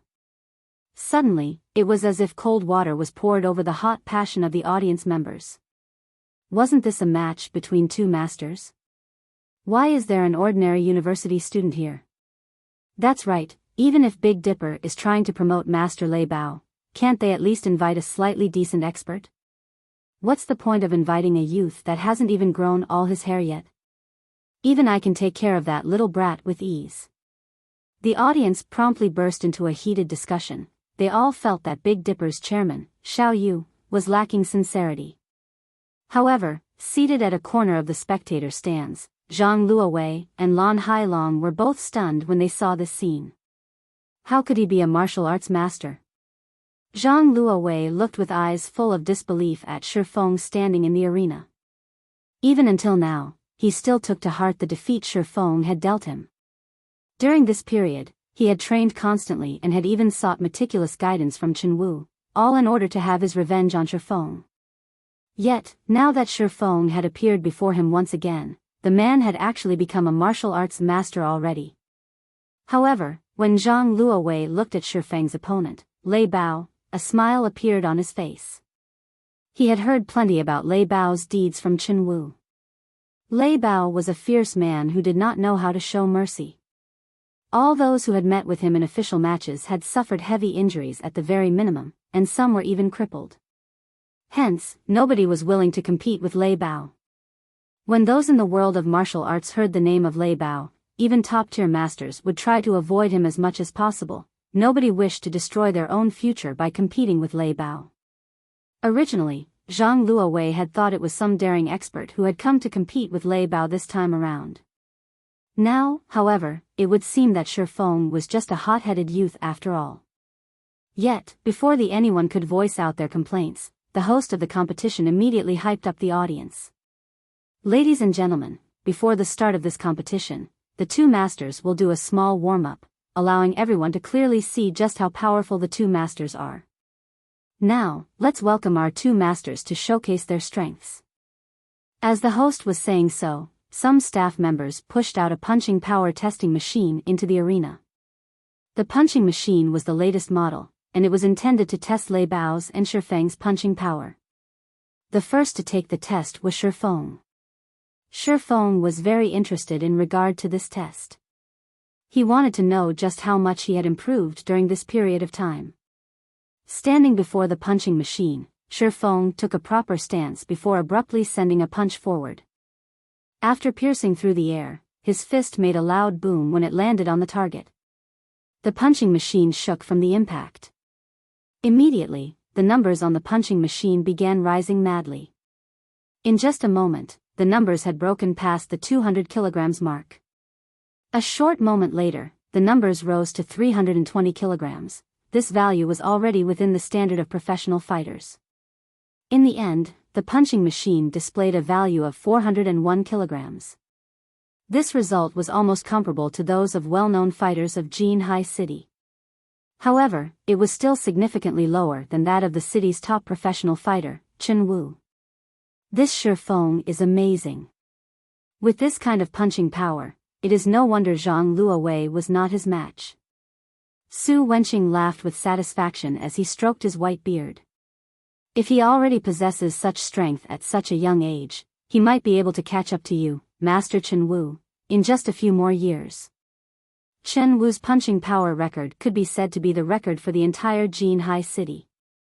Chen Wu's punching power was 453 kilograms, a value that made ordinary people stare in admiration. With just a single punch, Chen Wu could bend even a thick metal board. Let alone the fleshy human body, Chen Wu could even turn a durable maglev car into a pile of scrap metal in a short amount of time. Meanwhile, Shifeng was just in his early 20s, so he still had great potential for growth. He would have no problem surpassing Chen Wu's punching power record. Old man Su, you jest. This is but the result little brother Shifeng has achieved using only his physical strength. If he used internal force, he would have surpassed my record. Moreover, I have also heard that little brother Shifeng has long since beaten my record. It seems the newest record right now is 576 kilograms. Chen Wu laughed bitterly. Yes, that's right.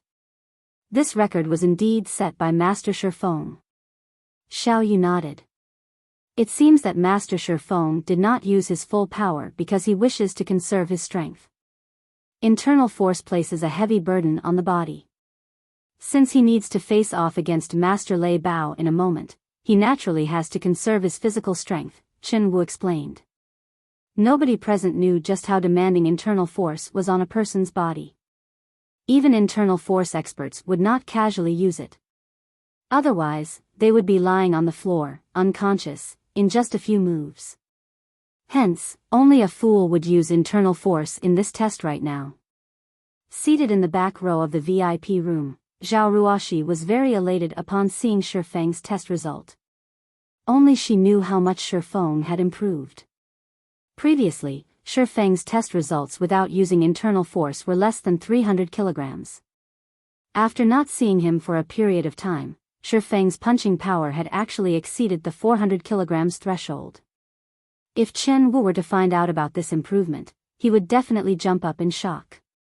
However, as the occupants of the VIP room were conversing with each other, Lei Bao started his test. Ha! Letting out a shout, Lei Bao transformed his palm into a fist, a boom resounding as he struck towards the punching machine. The instant Lei Bao's fist landed on the target, the spiraling force borne by the fist pierced the target. Lei Bao's fist ended up landing directly on the steel plate behind the target. Pang! The durable steel plate was dented right away, and even the entire punching machine itself was knocked backwards. Meanwhile, cracks also started appearing on the marble floor beneath Lei Bao's feet, as if it had been struck by a sledgehammer. Ding! Ding! Ding! The punching machine rang continuously. Most people in the spectator stands might be unfamiliar with this sound. However, for those who frequently trained and tested themselves, this was a sound that garnered their reverence. Because this sound was none other than the prompt for a record being broken. At this moment, however, nobody in the spectator stands was reacting to the sounds produced by the punching machine, because everyone was completely stunned by Lei Bao's destructive punch. Is he even human? Zhao Ruoshi's alluring eyes widened, her attention fully focused on the value displayed by the punching power testing machine. 656 kilograms. This record was far above the one Shi Feng had set. Sure enough, Lei Bao really is a martial arts prodigy.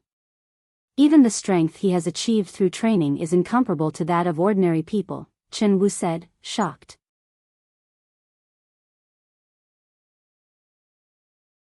Chapter 496, Tiger Roaring. Lei Bao's punch had stunned the entire assembly hall.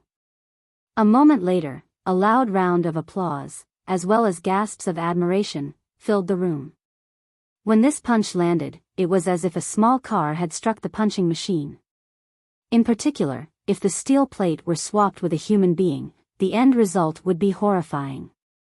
Master Chen Wu, is this the power of internal force? Zhao Jianhua could not help but ask. This was his first time seeing such destructive force from another human being. No. Chen Wu shook his head.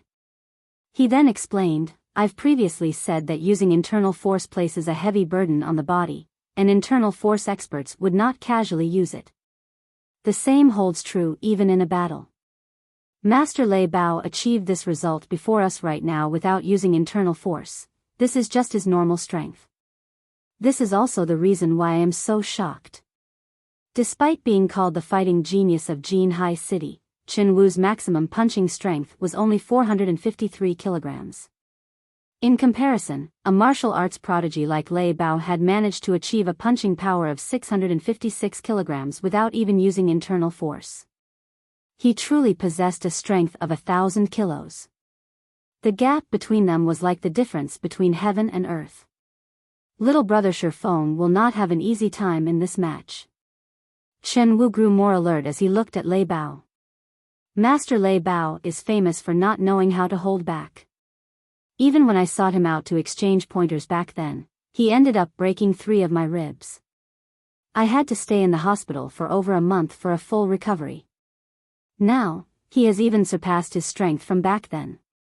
If little brother Shi Feng is not careful, it is quite possible that he will be hospitalized for over half a year, and there might even be residual damage.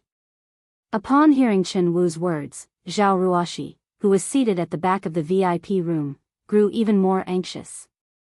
Though she wished to stop this competition right now, she was powerless to do so. Both parties were martial arts masters. Since both sides had long since agreed to this match, and even the invited audience had already arrived, things had passed the point of no return by now. Shi Feng's normal punching power was just slightly over 400 kilograms. Even if he used internal force, he would at most reach the level of Lei Bao when the latter was not using internal force. However, just how taxing was internal force? On the other hand, Lei Bao's every action carried the strength of 1,000 kilos. He could send an endless stream of these powerful blows. It was highly unlikely that Shi Feng would emerge victorious in this competition. In truth, not even Xiao Yu had expected the gap between the two to be so wide. If he had known about this earlier, this competition would be absolutely unnecessary. It seems that I can only make amends with Shi Feng after this event is over. Xiao Yu had never expected Lei Bao to be so strong. With the addition of Lei Bao, Big Dipper Training Center could definitely become one of the top training centers in the country.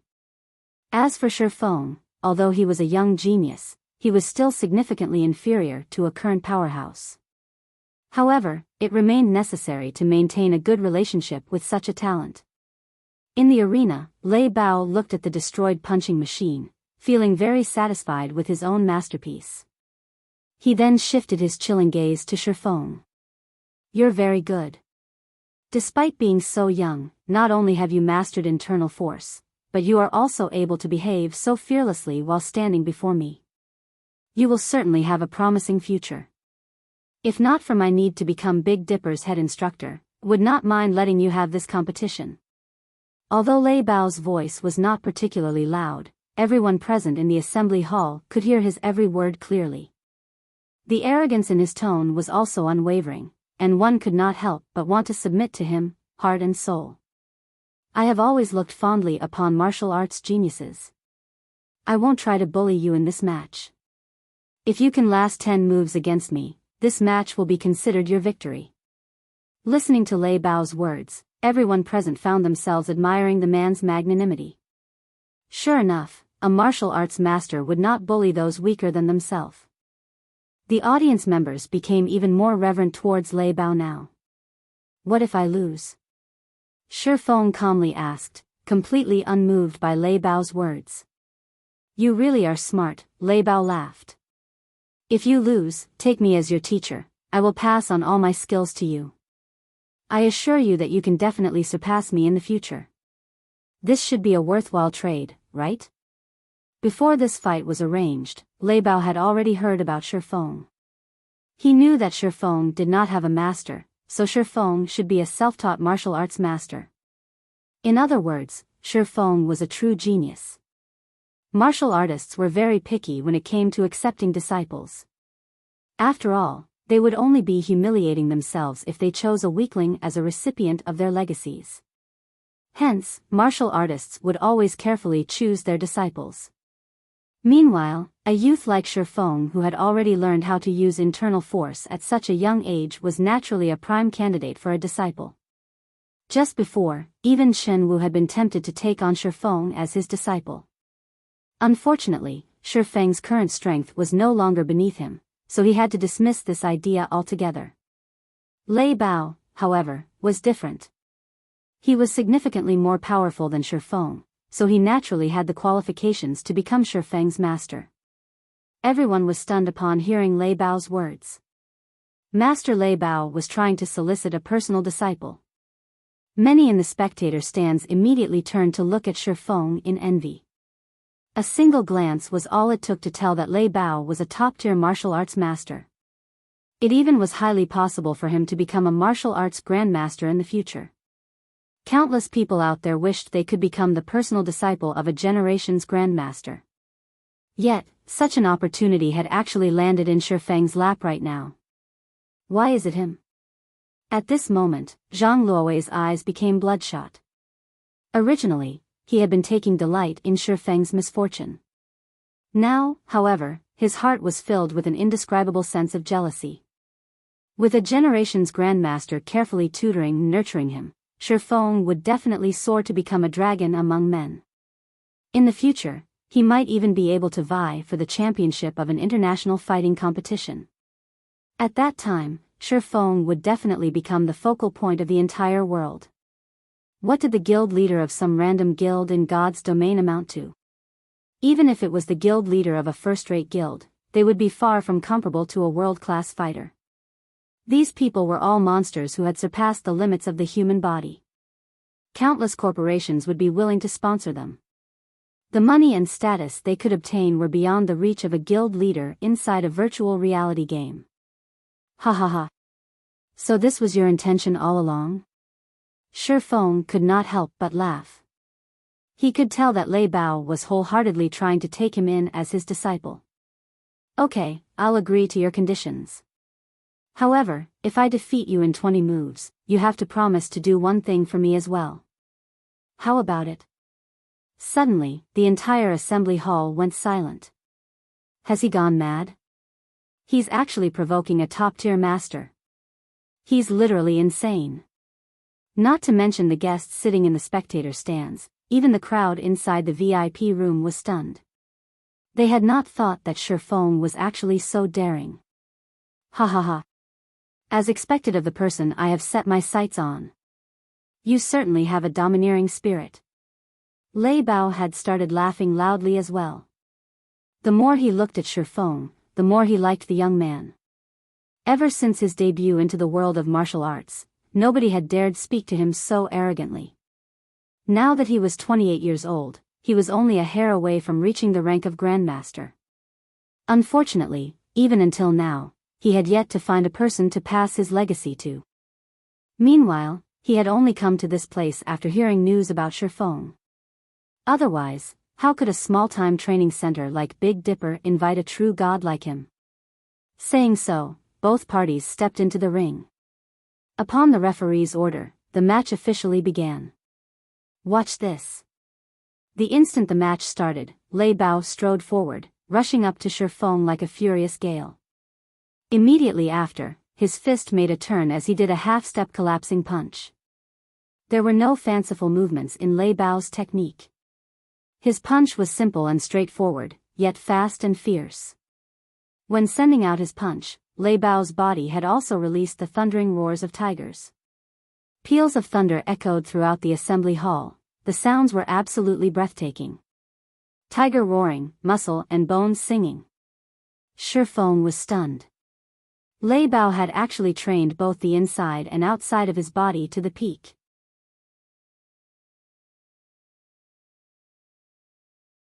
Chapter 497, Initial Mastery. The instant Lei Bao sent out his fearsome punch, Shi Feng hurriedly leaned back like an agile monkey. He did not attempt to block Lei Bao's fist at all. When Lei Bao's fist was only centimeters away from its target, Shi Feng abruptly contracted his abdomen, narrowly avoiding the attack. Lei Bao's punch carried with it a fearsome shockwave. Even through a layer of clothing, Shi Feng could feel his abdomen receiving part of the shockwave. If that violent force landed directly on his body, the consequences would be unimaginable. The members of the audience were stupefied once again. Tiger roaring? How is this possible? Seated in the VIP room on the second floor, Chen Wu saw Lei Bao's punch, and his eyes glowed brightly and his heart thumped madly. The ecstatic expression on his face made it seem as if he had just seen a peerless beauty. Tiger roaring? The spectators beside Chen Wu echoed his words in confusion. However, seeing Chen Wu's excited look, they could guess that it was a very powerful technique. Chen Wu nodded. With great excitement, he explained, only when a person has managed to merge both their internal and external power can they produce that kind of sound. One could say that it is the proof that one has trained their body to its limits. Normally, only experts at the Grandmaster level are capable of such a feat. I never imagined that Master Lei Bao had actually managed to achieve it so soon. With this, it won't be long before Master Lei Bao breaks through his limits and becomes a generation's Grandmaster. Countless martial arts masters had trained themselves desperately, yet still failed at combining their internal and external forces. On the other hand, before even reaching the age of 30, Lei Bao had already succeeded in pushing his body to its limits. Now, he could utilize internal force freely, applying it to his every action. He fit the term martial arts prodigy to a T. Even if Shi Feng knew how to use internal force, when faced with Lei Bao, someone who had pushed his body to its limits, he had zero chance of victory. While Chen Wu explained, the roars of tigers filled the arena. Lei Bao's every move was incomparably fierce, alternating between collapsing punch and cannon punch one after another. Speed, accuracy, and ruthlessness, he made full use of all three of these aspects. After images of Lei Bao's fists filled the ring. Step by step, his violent attacks pressed Shi Feng harder and harder. If Shi Feng stopped evading these attacks, only a tragic end awaited him. Hence, Shi Feng had no choice but to keep retreating. Although Lei Bao held an absolute advantage in this fight, Shi Feng had yet to receive a single blow even until now. So strong. With each step Shi Feng retreated, he could clearly feel the power behind Lei Bao's punches growing ever so slightly. Likewise, his fists were also speeding up. If not for Shi Feng's brain activity increasing, significantly improving his five senses and his control over his own body, Lei Bao would have defeated him in just a few moves. Even so, Shi Feng could only last a few more moves right now. He would still end up defeated soon. It was no wonder Lei Bao was so confident that he could defeat him in 10 moves. In the next moment, Lei Bao's body tilted forward slightly as he sent a half-step punch at Shi Feng's face. At this point, he had already cornered Shi Feng. There were no more paths of retreat available to him. Suddenly, Shi Feng's body swayed as he took the initiative to welcome this punch. Is he trying to get himself killed? Lei Bao was dumbfounded. Meanwhile, outside the ring, everyone in the spectator stands thought they could foresee the ending scene of this competition. Many already envisioned the instant Shi Feng's head exploded into tiny little pieces. Some of the more timid women, who could not bear to watch this gruesome scene, had immediately shut their eyes. It's over. Chen Wu could not help but exclaim. Lei Bao's punch could dent even a sturdy steel plate. Yet, Shi Feng was actually using his head to meet Lei Bao's fist. The instant Shi Feng's head was about to collide with Lei Bao's iron fist. Whether it was Shi Feng's breathing or heartbeat, both seemed to have stopped completely.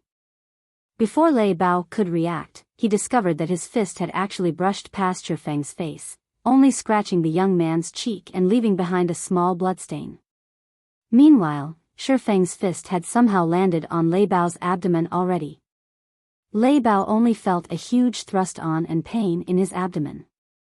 Although he wanted to use the power in his muscles to dispel this force, he suddenly discovered that he actually could not, even in the slightest. Like a steel needle, this force penetrated directly into his body. In the next moment, his entire person went flying across the ring. When his body landed heavily on the floor, he immediately coughed out a mouthful of blood. At this point, he could no longer continue fighting. For a time, everyone in the assembly hall was completely flabbergasted. Originally, this competition's outcome should have been Lei Bao's victory. Yet, such a sudden reversal had actually happened. Nobody in the audience had even managed to get a clear view of what had happened.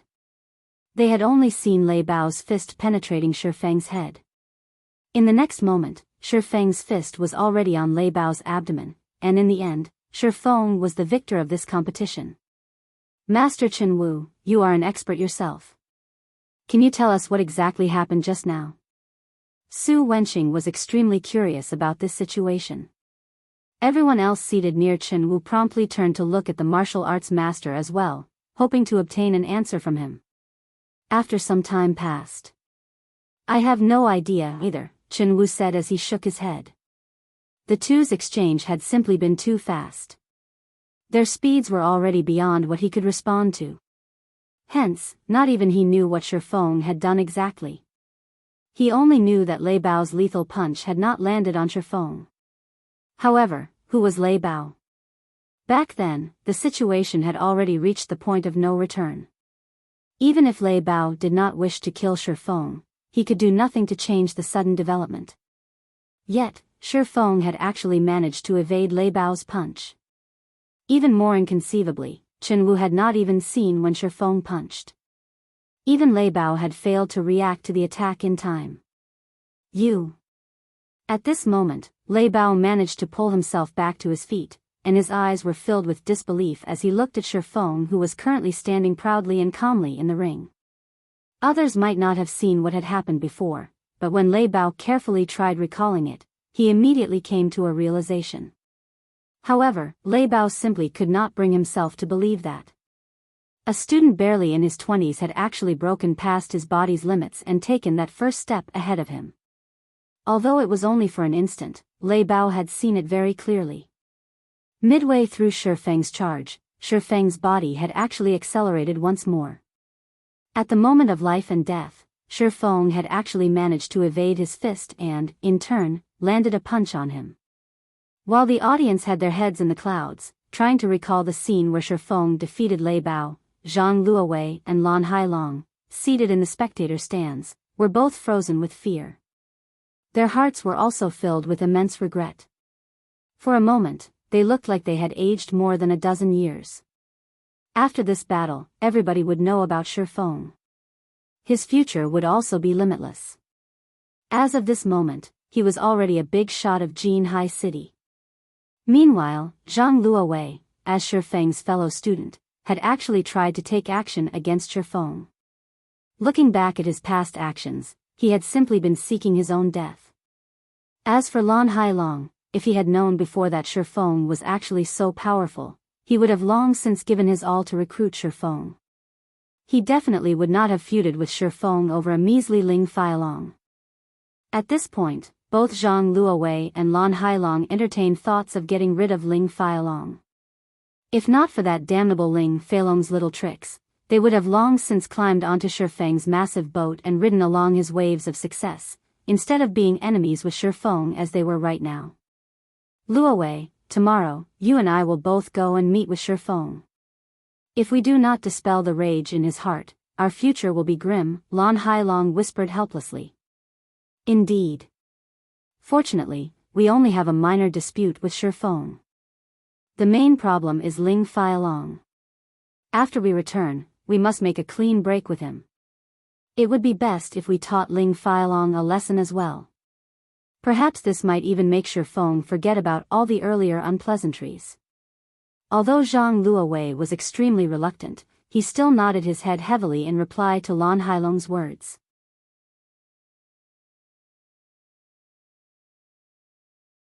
Chapter 498, Overnight Fame.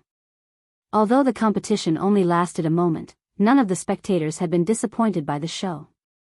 On the contrary, the stands exploded with excitement. He defeated Master Lei Bao at such a young age, his future will definitely be limitless. We really didn't waste the trip. Get Master Shifeng's address. Rearrange my schedule as well. We must pay Master Shifeng a visit. The audience was not comprised of your average citizens. Every one of them was a reputable member of society.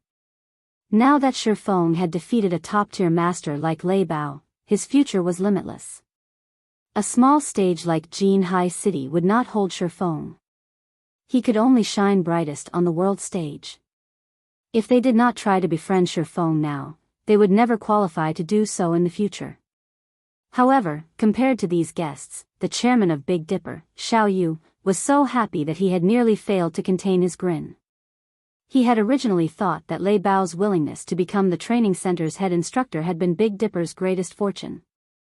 Xiao Yu had never expected Shifeng to be so powerful, even capable of defeating a top-tier master like Lei Bao. This was a top-tier master. Even throughout the whole country, such mighty individuals were as rare as phoenix feathers. If Big Dipper Training Center employed such a martial arts master, its popularity and business would undoubtedly skyrocket. Uncle Xiao, how do you plan to thank me? After all, it was I who introduced Shifeng to Big Dipper. Zhao Ruoxi grinned, her eyes flashing with pride and excitement. She felt as if Shifeng's victory were her own, and she basked in the success. Of course, we can't forget about you. In a moment, I'll have a diamond member card prepared for you. Big Dipper has only ever given out 5 of these member cards, so you'll be the 6th, Xiao Yu laughed. Zhao Jianhua could not help his shock when he heard Xiao Yu's words. Big Dipper's diamond member card was extraordinary. As a diamond member, one would receive a 50% discount, and all monthly expenses under a certain amount would be waived. Throughout Jinhai City, only 5 people had received such privileges, and neither Zhao Jianhua nor Zhao Ruoxi's father were of those 5. Yet, his niece had actually become the 6th person to become one of Big Dipper's diamond members. Indescribable feelings colored Zhao Jianhua's stern expression. Before they, the older generation, could even reach this far, the younger generation surpassed them. Of course, this was all accredited to Shifeng's achievement. Now that Shifeng had defeated Master Lei Bao, becoming famous overnight, even the giants in flourishing, first-rate cities would scramble to recruit Shifeng, much less those in Jinhai City. At this moment, Xiao Yu was deeply afraid he could not hold back a true dragon like Shifeng. Now that he had a chance to solidify Big Dipper's relationship with Shifeng, he would maximize their generosity. After the competition ended, although Lei Bao had suffered relatively severe injuries, with the aid of modern technology and S-rank nutrient fluids, he would quickly recover to his peak condition. Master Shifeng, I am convinced of my loss in this competition. Please don't hold back and state your conditions. Since I have made the promise, I will not go back on my word, Lei Bao said weakly as he joined Shifeng in the lounge. At this moment, Lei Bao was still slightly pale. Lei Bao did not think that it was a coincidence that Shifeng just so happened to have broken past his limits, obtaining power and physical reactions beyond his body's capabilities, in the moment between life and death. At the very least, Shifeng should have already touched the boundaries of that realm. Shifeng was just a young man in his early 20s, yet, he had already reached such mastery. Shifeng was easily stronger than Lei Bao himself. Lei Bao could not wrap his mind around it. Even if Shifeng began training while still inside his mother's womb and had received all sorts of resources, he should not be able to obtain the power to surpass his physical limitations at such a young age. If Lei Bao was a martial arts prodigy, then the man before him was a demon. Even if he were not convinced of his defeat, he had to accept it. Since Master Lei Bao has agreed, then I want you to join my workshop, Shi Feng laughed. Lei Bao was a top-tier master who had trained both his inner and outer body to their limits. Shi Feng had only been able to defeat Lei Bao due to luck. Fortunately, Shi Feng's brain activity had improved before participating in this competition.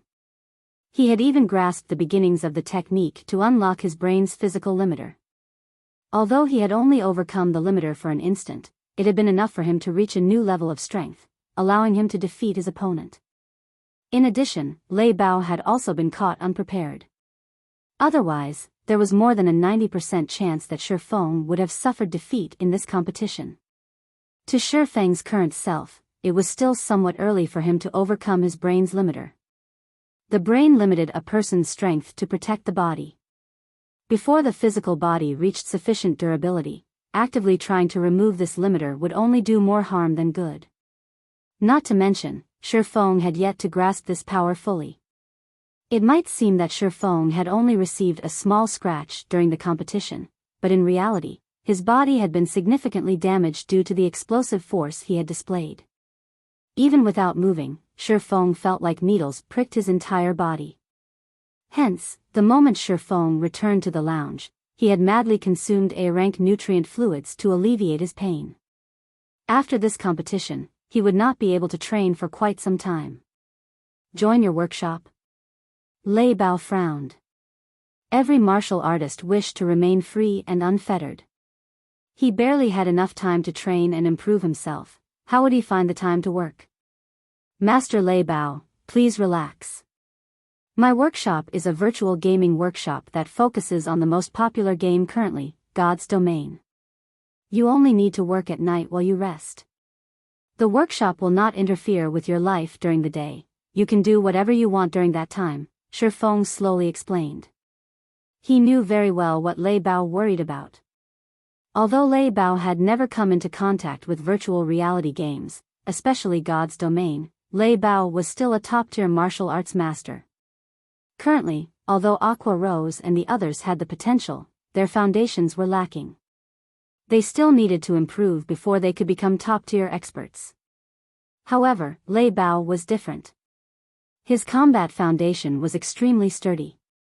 If he familiarized himself with his body in God's Domain and integrated the techniques he had learned in real life, he could very quickly become one of Zero Wing's top combatants. Okay, I'm relieved to hear that. Lei Bao nodded. He then left the lounge. Lei Bao's addition to Zero Wing would undoubtedly give the guild another fierce general. While Shi Feng rested, 3 others entered the lounge. Lifting his head, Shi Feng noticed that one of the new arrivals was none other than Big Dipper's chairman, Xiao Yu, with Liang Jing and Zhao Ruoxi following closely behind. At this moment, Zhao Ruoxi wore a blue one-piece that looked both light and elegant. Her inky hair scattered around her waist like a waterfall, adding a few hints of elegance to her originally innocent temperament. Upon entering the room, Zhao Ruoxi beamed at Shi Feng, both worry and joy filling her eyes. Now that Shi Feng had become famous overnight, the originally silent and unknown boy from school was no more. Now, he had become Jinhai City's focal point. Even old man Su wished to have a proper chat with Shi Feng.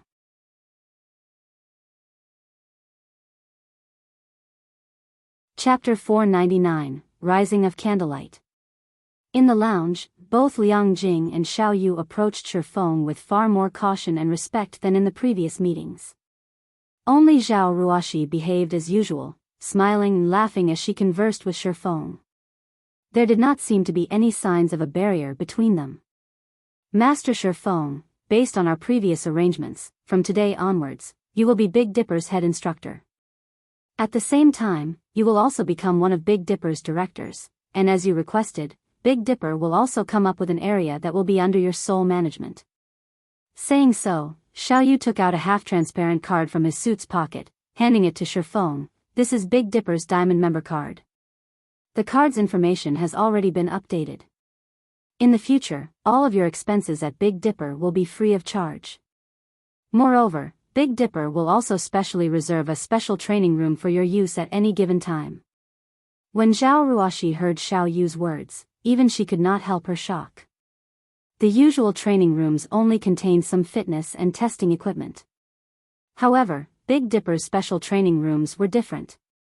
Big Dipper spared no expense when they had constructed these training rooms. Every item inside was state-of-the-art. The entire room was also controlled by a quantum computer. These rooms were usually only provided to professional fighters. Normally, these rooms contained a dedicated combat robot. Special training rooms also came with full virtual combat videos and combat systems that stored beneficial data, which users could reference and learn from. There was even a gravity control device that allowed one to adjust the gravity in the room in order to produce better results. Furthermore, each room had a health cabin that could help its users alleviate physical fatigue, accelerate physical recovery, and maintain the best quality of sleep each day. Hence, many of Jinhai City's professional fighters loved come to Big Dipper. The training rooms in Big Dipper were categorized into 4 different ranks: basic, intermediate, advanced, and special. While the cost of each room increased with rank, the benefits also increased. It was especially true for the gravity settings. In the basic training room, one could adjust the room's gravity by 2G. The intermediate training room's gravity could be adjusted by 3G. In advanced training rooms, one could change the gravity by 4G. In special training rooms, one could increase or decrease the gravity by 6G. It was impossible for ordinary people to train in such an environment. Even moving one's fingers would be difficult. As for the rental fees, ordinary people could not even afford a basic training room. It cost 3,000 credits to rent a basic training room for a day. That was almost a typical person's monthly salary. Of course, your average citizen didn't even qualify to become a member of Big Dipper, to begin with. To professional fighters, however, this was easily affordable. The intermediate training rooms cost 5,000 credits per day. A majority of the city's professional fighters usually preferred to rent intermediate training rooms. Unfortunately, there was not many available. Big Dipper only had 20 advanced training rooms, and they cost 10,000 credits to rent per day. This was practically the average price of renting a room at a 7-star hotel. As for special training rooms, there were only 5 in the Big Dipper Training Center, or better yet, in all of Jinhai City. The rental for these rooms was 30,000 credits per day. However, one would be lucky if they even had the chance to rent one of these rooms. Yet, now, Big Dipper had specifically reserved one of these rooms for Shifeng. Countless people would definitely turn green with envy if they found out. I'll have to trouble Chairman Xiao, then. Shifeng did not hold back as he accepted the diamond member card. With the special training room's gravity enhancement, his future training would yield far better results. Master Shifeng, there is also the matter of the 15 bottles of S-rank nutrient fluids and 5 virtual gaming cabins that we previously agreed to. Our board of directors has unanimously agreed to increase the count to 30 bottles and 10 virtual gaming cabins. We will have the items delivered to you in a few days, Xiao Yu said with a smile. Also, I will have my head assistant, Liang Jing, follow you. She is always very efficient. If you have any matters in Big Dipper you need to deal with, please let her take care of them for you. All right. Shifeng did not refuse Xiao Yu's offer. He had no reason to refuse to begin with.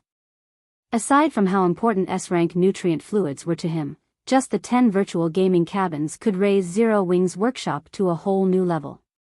It would no longer be just your average workshop. As for the assistant named Liang Jing, Shifeng did not know much about Big Dipper. If he wanted Big Dipper to take care of some matters for him, such as training the members of his workshop, an assistant like Liang Jing would definitely come in handy. She could save him a lot of trouble. Regardless of the other's optimistic view of his development in the fighting world, Shifeng had no intention of changing career paths. He only had one goal in his heart: God's domain. After all, God's domain held the world's future. After Shifeng chatted with Xiao Yu and the others for a while, he returned to his apartment. Before he left, Xiao Yu had Liang Jing prepare 5 bottles of S-rank nutrient fluids for him, which would help him quickly recover from the injuries he had suffered during the match with Lei Bao. After returning home, Shi Feng immediately drank a bottle before resting in the virtual gaming cabin and logging into God's domain. A virtual gaming cabin also functioned as a health cabin. Only, it had an additional function of allowing its user to log into God's domain. Hence, when recovering from an injury, it would be best to lie inside a virtual gaming cabin. The time was currently 7 p.m. Although it was still dark in God's domain, the sound of 3 system notifications rang in Shi Feng's ears the moment he logged in. These 3 notifications informed him of the 2 Candlelight trading firms' completion in White River City and 1 in Star Moon City. The construction of all 3 firms had finished during the day outside of God's domain. Moreover, all 3 shops had attracted quite a bit of attention, the 2 Candlelight trading firms in White River City in particular. Both shops were exquisite 3-story tall buildings. Moreover, as both buildings had suddenly appeared beside White River City's auction house and bank, they had no difficulty attracting notice. In the end, many players had entered the buildings out of curiosity. Before they had investigated these new buildings, they had been ignorant. The moment they did, however, they were immediately startled. Not only were the shops equipped with a full range of items that players required, but the furnishing inside was also luxurious and magnificent. Both Candlelight trading firms were far more glamorous than the Starstreak trading firm. There were even lounges available in the 2 shops that allowed visiting players to enjoy beverages while they shopped. Most importantly was the appearance of an item that everyone in White River City thirsted for. That item was the basic strengthened armor kit.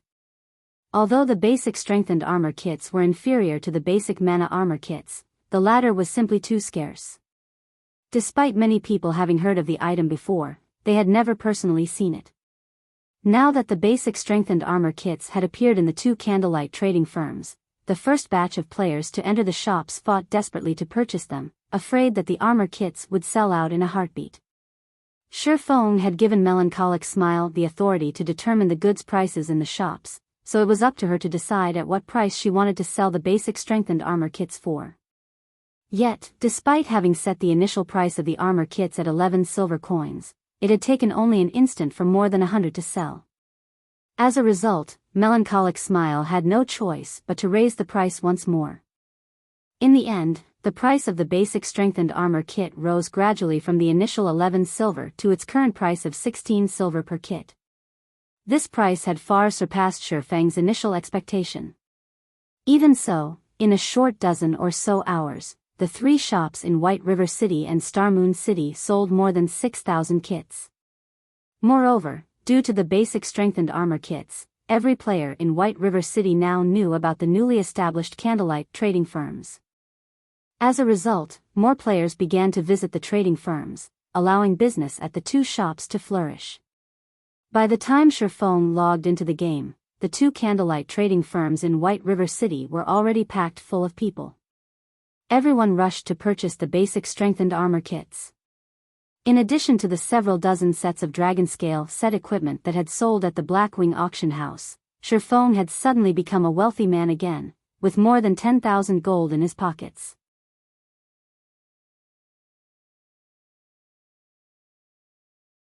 Chapter 500, Exclusive Control. White River City, Overwhelming Smiles Guild Residence. Vice Leader Yulan, I've finished my investigation of the Candlelight trading firm, a level 23 male assassin reported upon entering Overwhelming Smiles meeting room. Who started it? Yulan asked in a hurry. Currently, Overwhelming Smile suffered in the field battles against Zero Wing. Their daily coin expenditures were also quite significant. Although Underworld had increased their investment in Overwhelming Smile, funds in particular, it was truly not easy to convert credits into coins. Despite spending a massive amount to purchase coins, the guild supply barely maintained balance with its consumption. In the beginning, Yulan had not expected that repairing equipment would cost so much. However, her thoughts changed as the guild's death toll continued to increase. Dying once might not cost much, but after 2 or 3 deaths, the guild members had spent practically all of their remaining coins. Afterward, in order to repair their equipment, these guild members had no choice but to choose coins as compensation. This situation had immediately given Yulan, who had initially been quite confident, a huge headache. She wished she could choke Black Flame to death. They had already paid out more than 1,000 gold as compensation, not to mention the amount of credits they had compensated. Moreover, it wouldn't be long before the guild had to pay compensation solely in coins. After all, if players did not repair their equipment, they could not go out and level up. If their equipment became scrap, they would have to purchase new equipment to serve as a replacement. However, good equipment was not easy to obtain. Every piece of a player's equipment had been earned through blood and sweat. Losing even a single piece was a painful loss. If they lost every piece of equipment they had on them. Hence, before the durability of their equipment reached a critical point, even if players had to purchase coins with credits, spending their entire fortune, they had to repair their equipment. However, there was one point that confused Yulan greatly. Though Overwhelming Smile's losses were very heavy, Zero Wing's losses should not be any less. Not to mention, Zero Wing was not using credits as a form of compensation at all. Its consumption of gold should be significantly higher than theirs. Yet, even until now, not only had Zero Wing showed no signs of lacking money, but it was also spending more money than before. It was inconceivable. From the information Yulan had overheard, she knew that, aside from constructing the best smithy available, Zero Wing had also purchased several sets of dragon-scale set equipment. At the very least, they would have to spend more than 2,000 gold on these purchases. Not to mention, there was also the gold they had to give out as compensation for the war of attrition. Even Underworld would find it difficult to spend so much in such a short time.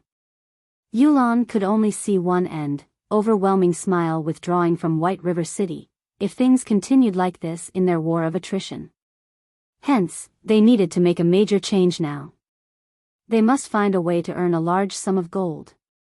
If one wanted to earn a large sum of coins in God's domain, the only way to do so was through trade. Although the guild quests published in the guild residence were a large source of income, that potential was nothing compared to the money one could earn through trade. Although the various large guilds of God's domain possessed a lot of gold, compared to the countless players in God's domain, this sum was insignificant. Even if Overwhelming Smile only earned 1 silver from each of the millions of players in White River City, the total would be several tens of thousands of gold. At that time, they could easily afford a war with several other large guilds simultaneously, much less afford to deal with a single Zero Wing. In White River City, the most powerful trading firm was currently the Starstreak trading firm. Not only did the firm occupy a strategic location, but it also possessed land in the 7 cities surrounding White River City, allowing it to sell items to players in 8 cities and earn tons of gold daily. The amount the firm earned each day was enough to make one drool. Unfortunately, the Starstreak trading firm was an NPC's property, not a player's. Despite exhausting all of their means, the various large guilds in White River City were unable to form a cooperative relationship with the Starstreak trading firm. In the end, they could only give up on their endeavors and try to open up their own shops. However, White River City's ordinary lands were not particularly valuable. Currently, the various guilds had all set their sights on the golden lands of the city and were consistently accumulating money and raising their reputation to achieve that goal. Now, however, the Candlelight trading firm had appeared and purchased 2 golden lands ahead of the other guilds. Although the Candlelight trading firm was not a match for the Starstreak trading firm, with the basic strengthened armor kits and the full range of products, it, too, stood among White River City's top trading firms. Over time, if the Candlelight trading firm introduced several other items that players direly needed, it would definitely surpass the Starstreak trading firm and become the #1 trading firm in White River City. Moreover, unlike the Starstreak trading firm, a player had established and owned the Candlelight trading firm. That signified the possibility of cooperation. Thus, Yulan had sent her subordinate to investigate the firm. I heard that the manager there is a young woman named Melancholic Smile. Moreover, she is a forger, and was once a forger employed by the Starstreak trading firm, the male assassin said slowly. In addition, aside from that woman, 2 other Starstreak forgers seemed to have defected to Candlelight as well. The 3 of them produced the basic strengthening armor kits. Good, you've done well. Yulan smiled. Melancholic smile. This is my first time hearing this name. There really are a lot of capable people in White River City. It seems that I'll need to make a personal visit to the Candlelight trading firm to have a chat. Overwhelming Smile wasn't the only guild with such thoughts. Several other large guilds also began to eye the Candlelight trading firm. Such a thriving trading firm was no different from a large gold mine that could provide their guilds with various resources. If they could obtain the trading firm, they could instantly raise their guild's strength by leaps and bounds. Meanwhile, Shifeng once again had over 10,000 gold in his pockets, and he began to reconsider the plots of land in Starmoon City again. Currently, as the underground arena was not particularly popular, the Candlelight trading firm's business there was only passable. Attracting the attention of Starmoon City's players would be far easier if he set up a shop in the city's central district.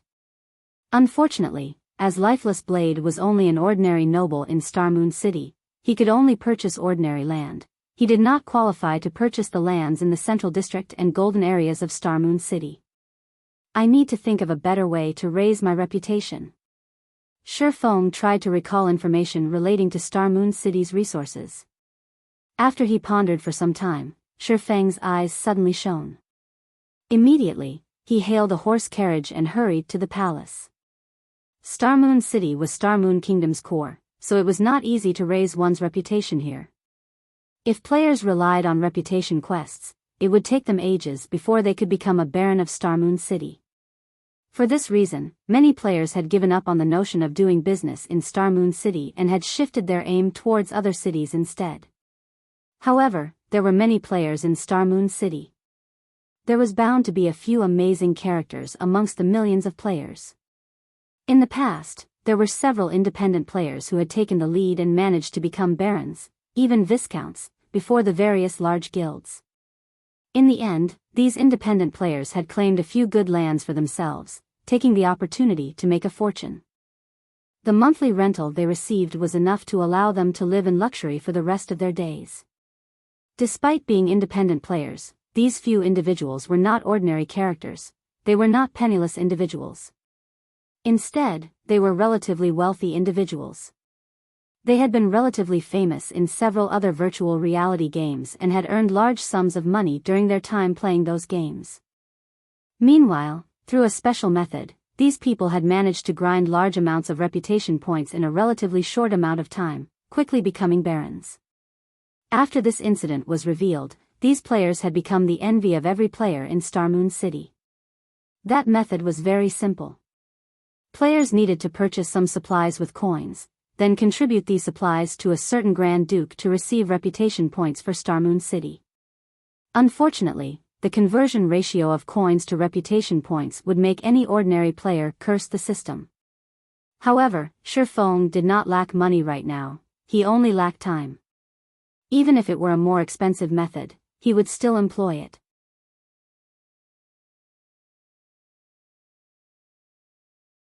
Chapter 501, Grand Duke Hartfield. The lights shone brightly outside of Starmoon City's palace. At this moment, the street adjacent to the palace looked as if it held a large-scale celebration. A crowd of players exploded with excitement. Players filled both sides of the street, shouting and selling their wares. Starmoon City was different from the other ordinary cities in Starmoon Kingdom. The traffic here was constant, with players coming and going from other kingdoms and empires. Hence, unlike in other cities where players could only set up their stalls once every 3 or 4 days in specified areas, players could set up their stalls in Starmoon City every day. Only, a fee was required to set up a stall, it was not free.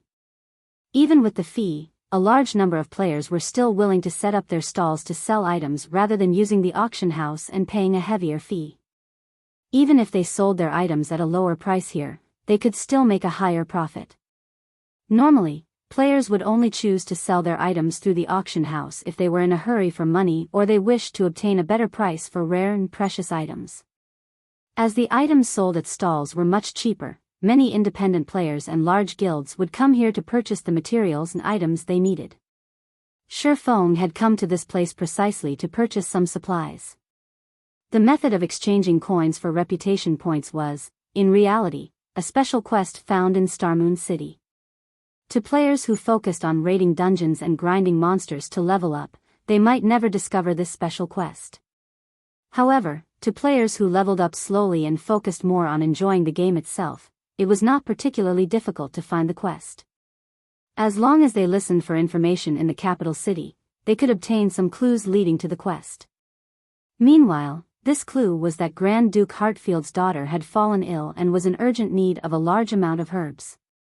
The quest only required 1 stack of ordinary herbs. Upon completing this quest, players would receive a certain amount of money and EXP. Meanwhile, players could accept this quest indefinitely. Unfortunately, the amount of money and EXP wasn't quite worth the value of the herbs. In the past, wealthy players who wished to level up quickly had spent money to increase their EXP through such quests. Even so, they did not invest a lot of money in this method of leveling. After all, coins were very valuable during the initial stages of the game. Nobody would spend them foolishly. In the past, as everyone had been convinced that this special quest was merely a method that allowed one to exchange money for EXP, a few insane individuals, who had not wanted to level up in the fields, began to purchase herbs in bulk, turning them in to complete the special quest. In such a way, these individuals each traded in 1,500 stacks of herbs, reaching a critical point of this quest. When a player traded in 1,500 stacks of herbs, Grand Duke Hartfield would no longer reward said player with money and EXP. Instead, the Grand Duke rewarded the player with a thank you gift. One could obtain a variety of items from this gift. Among them, there was a 10% chance to obtain a reputation book. When used, the reputation book would give the user a certain amount of Starmoon City reputation points. This was why Shi Feng had come to this bazaar to purchase herbs in bulk, either ordinary herbs or rare herbs. After making a round through the bazaar and investigating the general prices of herbs, Shi Feng began shouting through the trade channel, buying ordinary herbs, 40 copper per stack, rare herbs, 3 silver per stack. We'll buy as many as you have. The trade channel was a unique channel only available in bazaars. Any players in the bazaar could receive the messages sent through this channel. However, players who wished to shout their messages needed to pay a fee of 1 silver per message. Though the length of each message was limited to 100 words, it was a valuable promotion tool. With this, Shi Feng could save himself a lot of trouble. The amount and prices of herbs at each stall varied greatly. If Shi Feng had to visit every stall in the bazaar, even if he exhausted himself to death, he would only acquire a small amount. Hence, rather than haggling with every stall owner, he might as well offer to purchase herbs at an average price. Naturally, interested players would hunt him down to sell their goods. Shortly after Shi Feng's announcement, a large number of players rushed towards him. "Boss, how many herbs do you want to buy?" "Big brother swordsman, look. I have excellent quality herbs. I can even lower the price if you buy them in bulk." The players that had hurried over all looked at Shi Feng like hungry wolves. They crowded around him, rushing to sell their herbs. Their intensity far exceeded Shi Feng's initial expectations. All right, no need to rush. All of you, line up and trade with me." Shi Feng smiled as he motioned for the crowd to calm down. Sure enough, players' enthusiasm in the capital city is a lot more intense. However, after giving it some thought, their enthusiasm was only natural. Players were currently busy with leveling and were not particularly enthusiastic about lifestyle classes. Although guilds nurtured their own alchemists, the guilds could easily supply the amount of herbs their alchemists needed. They didn't need to purchase any. More importantly, the crowd was so excited because the demand for herbs was usually quite low. As useful potion recipes were extremely rare, demand for herbs had dropped even further. In addition, Starmoon Kingdom was not a herb-poor kingdom, resulting in the prices of herbs remaining relatively low. Despite there being 20 herbs in each stack, ordinary herbs only sold for 40 copper per stack. Even rare herbs only sold for 3 silver per stack.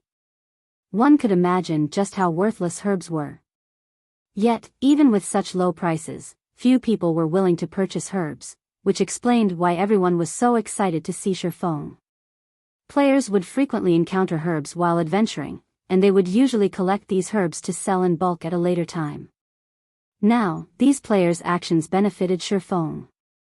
In a short moment, Shifeng had purchased 2,000 stacks of ordinary herbs and 200 stacks of rare herbs, spending 14 gold in total. To other players, this might be an astronomical sum, but to Shifeng, this was only a drop in the bucket. Sorry, but my bag's full. Everyone, please wait here for a while. I'll come back to purchase more in just a moment. Shifeng hurriedly turned and ran towards the Grand Duke's mansion. Reluctance filled the crowd's eyes as they watched Shifeng's departing figure.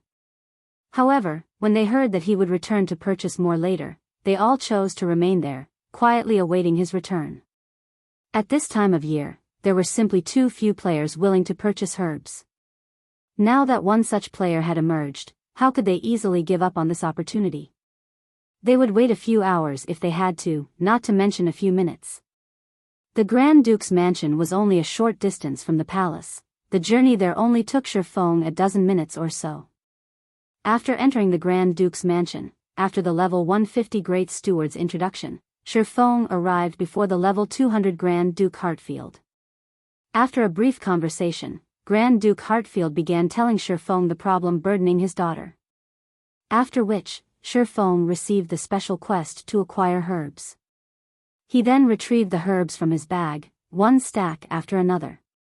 For every stack of herbs Shifeng turned in, he received 20 copper and 2,000 EXP in return. Though Shifeng took a loss of 20 copper with each exchange, he did not pay it any mind. Compared to forging, his leveling speed from handing in the herbs was several times faster. As soon as he gave the Grand Duke the herbs, he immediately received EXP. The process was very fast and convenient. In mere moments, Shifeng had turned in 1,500 stacks of ordinary herbs, earning a total of 3 gold coins and 3 million EXP. In less than half an hour, Shifeng's experience bar rose significantly. Earning 3 million EXP in half an hour was an incredibly efficient way to level up. Unfortunately, after turning in the 1,500 stack of herbs, he only received a thank you gift for every subsequent stack of herbs he turned in. As there were still a large number of players waiting for him to purchase their goods, Shifeng wasted no time as he turned in all of the herbs in his possession. Unlike ordinary herbs, he would receive 10 thank you gifts for each stack of rare herbs. In terms of money, it was much more worthwhile to trade rare herbs for the gifts instead. Unfortunately, rare herbs were too scarce.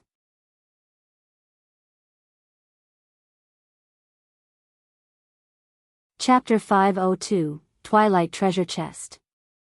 Shifeng traded all of his ordinary herbs and rare herbs for thank you gifts in one fell swoop. Suddenly, Shifeng noticed that Grand Duke Hartfield's gaze had changed slightly. The Grand Duke's originally stern expression seemed to have softened significantly. Was I just imagining things? After Shifeng's brain activity had improved, his 5 senses and intuition had become extraordinarily sharp. Advanced NPCs of God's domain possessed very high intelligence. It was even higher than ordinary players. It was especially true for a level 200, Tier 3 NPC like Grand Duke Hartfield. Although Hartfield might not be as strong as Magistrate Weissman, not even Weissman dared to offend the Grand Duke. Hartfield was the only Grand Duke throughout Starmoon Kingdom, while the others were just dukes. In Starmoon Kingdom, his position was only below that of the king and equal to that of the kingdom's Grand Marshal, Adolphe Serret. Working with the Grand Marshal, they protected the kingdom from both inside and outside threats.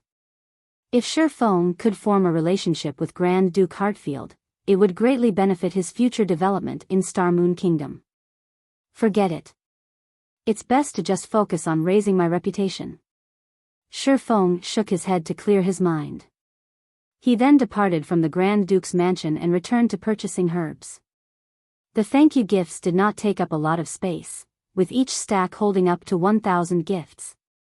Shi Feng had received a total of 2,500 gifts, which took up only 3 bag slots. Upon arriving at the bazaar in front of the palace, sure enough, the herb-selling players had not moved. The moment these players noticed Shi Feng's return, they immediately rushed over to welcome him. In moments, Shi Feng's bag was filled to the brim once more. He then returned to the Grand Duke's mansion and began to trade the herbs for more thank you gifts. After spending several hours ferrying herbs from the bazaar to the Grand Duke's mansion, Shi Feng had purchased close to half of all the available herbs in Star Moon Kingdom, his total expenditure exceeding 400 gold. Originally, Shi Feng had hoped to continue purchasing herbs. However, his high-profile actions had attracted a lot of attention, and many people had begun secretly investigating the reason behind Shi Feng's purchases. After all, no guild lacked herbs. Even if a guild were trying to nurture a large number of alchemists, there should be no need for such a massive supply. It should be about time to call it quits. Shi Feng glanced at the several assassins spying on him from a distance. He would not give any of these people the slightest of opportunities to discover his intentions. Every time he visited the Grand Duke's mansion, he would look for a secluded location before disguising himself. Even if his trackers were quite capable, without a particularly high-ranking identification skill such as omniscient eyes, it would be impossible for them to see through his disguise. In reality, Shi Feng did not have to pay these people any heed. Even if they discovered this special quest, no guild would willingly spend so much money to earn some EXP. To be safe, however, Shi Feng still disguised himself to avoid these players discovering the method of using money to earn reputation points just yet. After he finished purchasing his last batch of herbs, Shi Feng departed from the bazaar and randomly picked a restaurant to enter. After using the demon mask to disguise his appearance, he boldly strode out of the restaurant and headed towards Grand Duke Hartfield's mansion. Inside the Grand Duke's abode, Shi Feng habitually walked up to the Grand Duke and took out the final 1,000 stacks of ordinary herbs and 1,000 stacks of rare herbs from his bag, trading them all for thank you gifts. Suddenly, the familiar sound of a system notification reached his ears.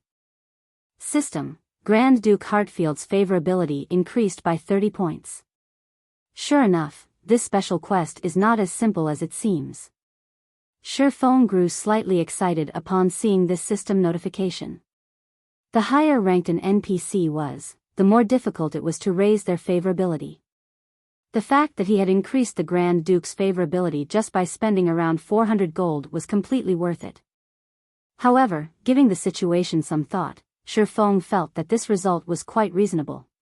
After all, he had already earned close to 120,000 thank you gifts.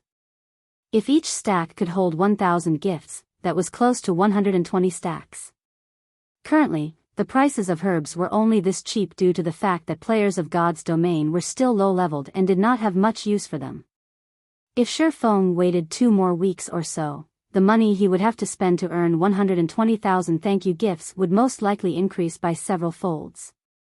If the Grand Duke had nothing to say even after such a huge contribution, his heart was definitely made of stone. Young adventurer, thank you for your enthusiastic contributions. With this many herbs, I can extract a sufficient amount of herbal essence to cure my daughter. To show my gratitude, you may use those thank you gifts to trade for the treasures I usually store inside my treasury, Grand Duke Hartfield said happily. Your Highness Hartfield, it will be my honor, Shi Feng replied, immense joy filling his heart.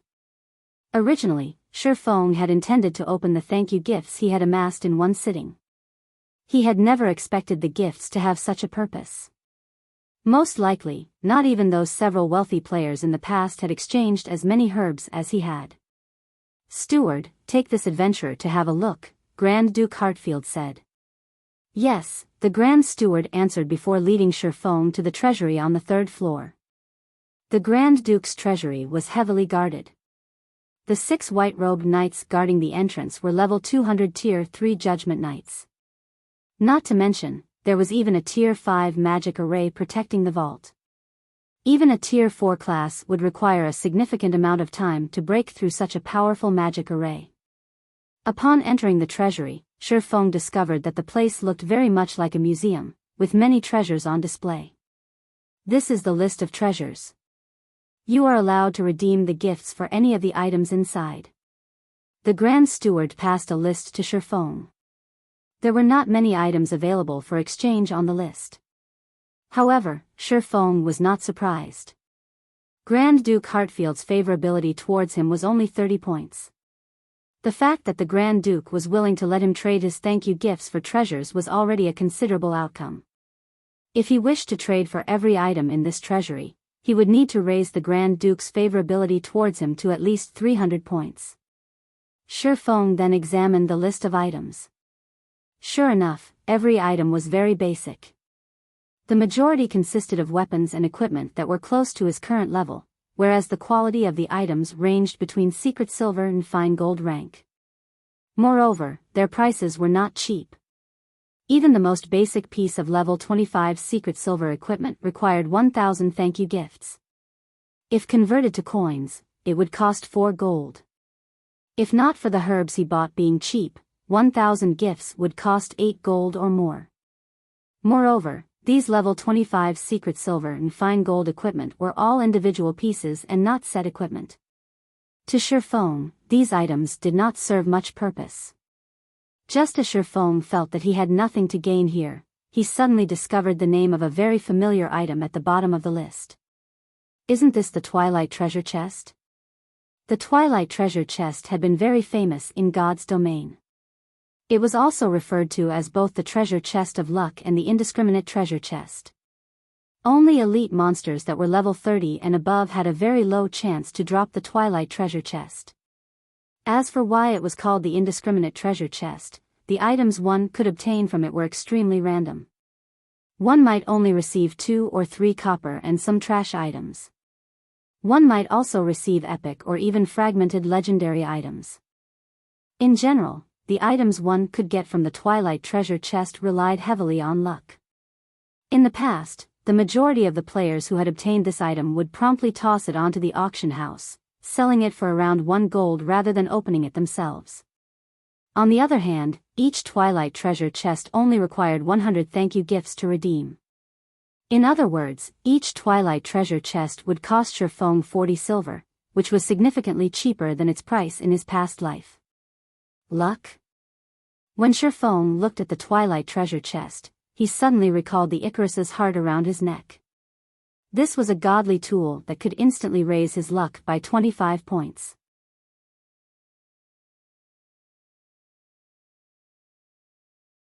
Chapter 503, Yin-Yang Walker. Shi Feng looked at the Twilight treasure chest and pondered his situation carefully. Currently, he had nearly 120,000 thank you gifts on him. They were definitely enough to raise his reputation to a sufficient level. The luck attribute could be applied in various aspects. Aside from monster drops, luck also played a significant role in opening treasure chests and gift boxes, though the effects were not as prominent as they were with drops. However, Icarus's heart only gave Shi Feng 5 points of luck under normal circumstances. That amount was too little to make a significant difference when opening treasure chests. Based on Shi Feng's understanding of the luck statistic, 5 points would not even double his drop rate when opening a treasure chest. Meanwhile, the Twilight treasure chest was famed for being a miser of good items. Only by activating Divine Providence and boosting his luck to 25 points would his chances significantly improve when opening a treasure chest. However, Divine Providence only had a duration of 30 seconds, whereas its cooldown lasted 1 hour. Let's decide after I raise my reputation. Saying so, Shi Feng began opening the thank you gifts. Each thank you gift only required 1 second to open. Shi Feng opened 10 gifts in a row. Aside from obtaining some copper coins, he also obtained 2 reputation books, the gifts yielding far more than he had expected. Each reputation book could raise the user's Star Moon City reputation by 1 point. Unfortunately, the book could not be traded. Otherwise, Shi Feng really would sell them to the public. However, these reputation books' effects weakened as a player's reputation grew. Below 100 points, the book would raise a player's reputation by 1 point with a 100% success rate. After reaching 100 points, there was only a 60% chance. At 200 points, that success rate fell further to 30%, 20% at 300 points, and 10% at 400 points. When a player's reputation reached 500 points, there was only a 3% chance to increase their reputation by 1 point when using the reputation book. To become a baron, players required 500 reputation points. To become a viscount, players required 1,000 reputation points. If Shi Feng hoped to become a viscount by relying on the reputation books, he would have to expend a staggering number. As for becoming a count, which was one rank above a viscount, that was practically impossible. That was because a player needed 3,000 reputation points to become a count. The effects of just having 5 points of luck is really quite good. I wonder if it will be possible to obtain the mastery book. Shi Feng grinned. With 5 points of luck, his chance of obtaining reputation books from the thank you gifts was indeed higher than other players. However, other than copper coins and reputation books, there was also an extremely small chance for players to obtain mastery books. Mastery was something very important to any player in God's domain. Taking Shi Feng for example, as his mastery was very high, his basic attacks dealt more damage compared to other players. If he could raise his one-handed sword mastery's rank to a basic sword master, he could increase his basic sword attack damage by 30%, that was 10% more than an advanced swordsman. With a 10% difference in basic attacks, the skill damage difference was even higher. Meanwhile, Shi Feng was only dozens of points away from becoming a basic sword master. If he could obtain mastery books, he could advance his combat power further. By the time he went to the ancient battlefield to sharpen his techniques, he would also obtain better effects. Shi Feng then began to open the thank you gifts frantically. 100. 300. 500. 1,000. After spending several hours, Shi Feng opened more than 10,000 thank you gifts and obtained a total of 2,000 reputation books. In addition, he had also luckily obtained 8 mastery books. Each mastery book could give him 1 mastery point with 100% certainty. Will divine providence have an effect on the increase in reputation? When Shi Feng thought about how, after his reputation reached 100 points, the reputation books no longer gave him 1 reputation point with 100% certainty, then meant that luck was involved. Since luck was involved, then it was definitely related to the luck attribute. Shi Feng grinned slightly as he activated divine providence. Suddenly, a faint golden glow covered Shi Feng's body as if he had received a blessing from heaven as he became the absolute focal point inside the entire treasury. Immediately, Shi Feng began to activate the 2,000 reputation books. The activation process of a reputation book was very fast. The book would activate with a single click. Shi Feng could gain many reputation books in just 30 seconds. In the next moment, Shi Feng's finger transformed into an afterimage. With Shi Feng's speed, he could click dozens of times every second. Following which, Shi Feng heard the ringing of a continuous stream of system notifications. System, congratulations. You have gained 1 Star Moon City reputation point. System, congratulations. You have gained 1 Star Moon City reputation point. System, congratulations. You have gained 1 Star Moon City reputation point. 30 seconds later, of the 2,000 reputation books Shi Feng obtained, only a little more than 700 remained. Meanwhile, Shi Feng's reputation in Star Moon City had also risen to 436 points. He was only 64 points away from becoming a baron. The divine providence's effects were remarkable. Sure enough, it is effective. Shi Feng immediately grew excited. Using this method, he could save a large number of thank you gifts. At this rate, not to mention becoming a viscount, he could even give becoming a count. Hence, Shi Feng frantically opened thank you gifts once more. It just so happened that divine providence was on cooldown during this period. An hour later, Shi Feng began another round of clicking reputation books. 30 seconds later, Shi Feng's reputation rose from 416 points to 578 points. Following which, Shi Feng continued opening the thank you gifts.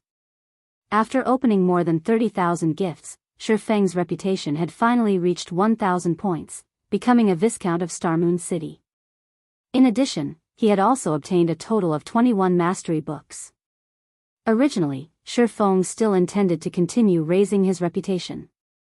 However, seeing as there were less than 90,000 thank you gifts remaining, even if he used divine providence, it would not be enough for him to become a count. Hence, Shi Feng gave up on the notion. However, this result had already surpassed Shi Feng's initial expectations. Normally, 120,000 thank you gifts might not even be enough for him to become a Viscount.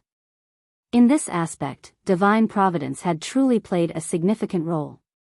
However, now that Shi Feng had 21 mastery books, as long as he strived, he could raise his one-handed sword mastery to 150 points, reaching the standard of a basic Swordmaster. Hence, Shi Feng continued the process of opening the thank you gifts and had even used divine providence to aid him in his endeavor. After opening another 10,000 or so thank you gifts, Shi Feng accumulated a total of 48 mastery books. Immediately, he upgraded his one-handed sword mastery to the standard of a basic sword master, his basic damage increasing by 30%. At this moment, Shi Feng had less than 80,000 thank you gifts remaining. At once, Shi Feng exchanged all of them for Twilight treasure chests. Each Twilight treasure chest cost 100 thank you gifts. In the end, Shi Feng had gained close to 800 Twilight treasure chests. He would have to spend close to 800 gold if he bought so many anywhere else. After Divine Providence's cooldown completed. Twilight treasure chest, you better not disappoint me. Shi Feng took out 9 Twilight treasure chests and set them on the ground. Taking a deep breath, he immediately activated Divine Providence and swiftly began activating the treasure chests before him. As time passed, the silver-colored treasure chests inlaid with purple crystals were swiftly opened. 1 chest. 2 chests. 3 chests. Finally, Shi Feng managed to open the 9 Twilight treasure chests within 30 seconds. The 9 Twilight treasure chests released a colorful brilliance as their lids were removed, making the entire treasury shine beautifully. Shi Feng then began collecting the items inside the treasure chests. As Shi Feng collected the items inside the 6th Twilight treasure chest, he suddenly froze. With disbelief, he retrieved a beautiful chestplate that gave off both a black and white glow. Yin-Yang Walker.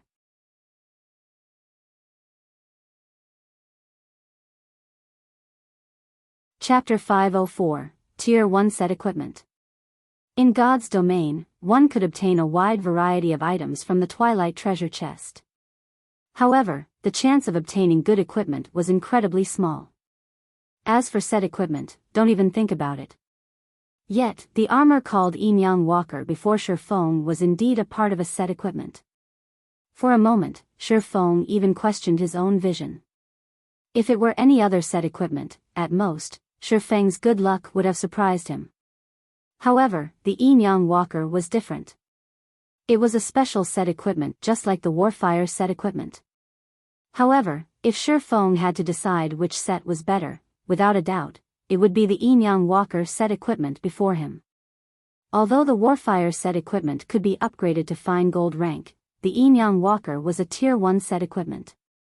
A Tier 1 set equipment was an exclusive set for Tier 1 classes. Although it had no grade, its boost to a Tier 1 player's combat power even surpassed Dark Gold's set equipment. However, a Tier 1 set equipment also possessed heavy restrictions as only designated classes could use it. Moreover, the set would bind to a player when equipped, and it could neither be dropped nor traded. However, it could be destroyed if its durability reached 0. Moreover, the repair fees for a Tier 1 set equipment could rival those of epic ranked weapons and equipment. Despite having so many restrictions, a majority of the experts in God's domain loved these sets. However, it was extremely difficult to obtain a Tier 1 set equipment, as only level 20 or higher Great Lords had a chance to drop them. Both Great Lords in the fields and in dungeons had the same drop rate. Tier 1 set equipment was also known as the best set equipment, other than epic set equipment, available for Tier 1 players. It truly lived up to its name. The minimum level of a Tier 1 set equipment was level 20, and its attributes would increase alongside the player's level to level 50, which was when players could class change from a Tier 1 class to a Tier 2 class. If a player had a Tier 1 set equipment when they carried out their Tier 2 class change quest, the quest would undoubtedly be easier to complete. Shifeng then appraised the Yin-Yang Walker's chest plate. Yin-Yang Walker set equipment. Level 20, level 50. Equipment requirement, Tier 1 Guardian Knight. Set consists of 5 parts: head, chest, hands, legs, and feet. Binds when equipped. Set effect. 2-piece effect, defense skill increased by 3 levels, defense increased by 10%, damage received reduced by 15%, and healing received increased by 15%. 4-piece effect, endurance increased by 15%, and strength increased by 10%. Obtain Yin-Yang Shield skill, cast a magic shield on yourself, reducing all magic damage received by 60% and gaining immunity to all control effects for 15 seconds. Cooldown, 2 minutes. 5-piece effect, receive 1 stack of Yin-Yang energy every time damage is received. After 30 stacks, Yin-Yang power skill can be activated, hatred increased by 100%, all attacks deal holy damage, all Guardian Knight skill effects increased by 50%, and all attributes increased by 15% for 24 seconds. Cooldown, 5 minutes. If I can gather the complete set and give it to a Tier 1 Guardian Knight, tanking bosses in large-scale team dungeons will be a breeze. Shifeng inwardly sighed as he read the Yin-Yang Walker's set effects. Obtaining even a single piece from the Twilight treasure chest was already nearly impossible. Trying to obtain the complete set would be a miracle. The effect of having 25 luck is better than I expected. Shifeng was utterly satisfied. He then looked at the large number of Twilight treasure chests in his bag, chuckling, with so many Twilight treasure chests, I refuse to believe that Divine Providence won't net me any other good items. Shifeng had already decided. As soon as the cooldown of Divine Providence completed, he would use it to open the treasure chests. With more than 700 Twilight treasure chests, even if he could not earn back the cost of all the herbs he had bought, he would not suffer too huge of a loss either. Soon, Shifeng collected the remaining items from the treasure chests and stored them in his bag. Other than the Yin-Yang Walker, the 9 Twilight treasure chests only yielded ordinary items. Shifeng had only obtained a few silver coins and some rare materials, as well as a forging design to create the light stone. Although it was a forging design, it wasn't very valuable, it was not worth even 30 silver. This was because the light stone forging design was quite common. It had a chance to drop from any level 40 or above maps.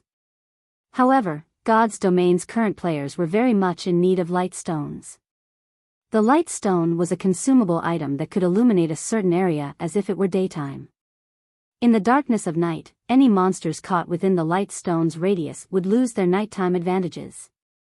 The item allowed players to grind monsters freely and level up during the night. To players who wished to level up quickly, even the darkest night was a time to level up. Light stones were practically necessary for players out in the fields, hence why the drop rate for the item's forging design was relatively high. Only, players would find it very difficult to obtain the forging design at their current levels. Light stone? A light flashed in Shifeng's eyes. He felt that this was a good opportunity to make a fortune. As long as he sold them, the light stones would be well received. Currently, the Candlelight trading firm relied on the strengthened armor kits to draw customers from the Starstreak trading firm. If he added light stones to the firm's available products, it would definitely boost the firm's competitive edge.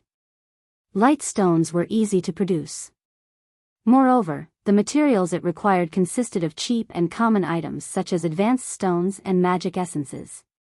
Hence, light stones were easily affordable by the majority of the players, unlike the expensive strengthened armor kits that only a small number of players could afford. In addition, there were only 3 people producing the strengthened armor kits right now, and their success rates were only at 30%. It was not enough to satisfy the demand of so many players. As for light stones, even an advanced forging apprentice's success rate would be higher than 30%. Only, the light stone forging design was not something players below level 30 could obtain. If Shifeng could acquire a large number of light stone forging designs, the Candlelight trading firm could take Star Moon Kingdom's entire market by storm. The Candlelight trading firm had plenty of advanced forging apprentices. As long as they had a sufficient number of forging designs, they could mass-produce the light stones. Not only could they supply the players from White River City and Star Moon City, but they could also provide an endless supply to other cities as well. At that time, even counting their money would become a laborious task. In any case, I have nothing better to do right now. I might as well grind for some light stone forging designs. Shifeng grinned. Immediately, he recalled several maps suitable for grinding light stone forging designs. Although those maps were all level 40 and above, Shifeng had the ignore level effects provided by the magic weapon Abyssal Blade, the Dragon Claw set equipment, and the Golden Stigmata. Combined, he could ignore up to 45 levels. In addition to Shifeng's own level, he could take on a level 70 monster should he choose to do so. Only, the attributes of a level 70 monster were a bit too powerful. Even if Shifeng could damage these monsters, they could kill him with a single slap. However, against monsters below level 50, he could definitely make an attempt as long as they were not chieftains or lords. Shifeng then headed to Star Moon City's City Hall to purchase a valuable golden land. While Shifeng had focused on raising his reputation, the dragon scale set equipment he had placed in the Blackwing auction house had finally sold out. In addition to the money Shifeng had earned through the Candlelight trading firms, he now had over 20,000 gold in his pockets. Thus, Shifeng decided to buy one of the plots of land beside the Star Moon Bank for 16,000 gold. However, as Shifeng was a Viscount, he received a 10% discount on his purchase. Even after constructing a new branch of the Candlelight trading firm, he had not even spent a total of 16,000 gold. After he had finished his business in the City Hall, Shifeng took a horse carriage to the teleportation hall and teleported to the Twin Tower Highlands, a level 45 map with the highest drop rate for light stone forging designs.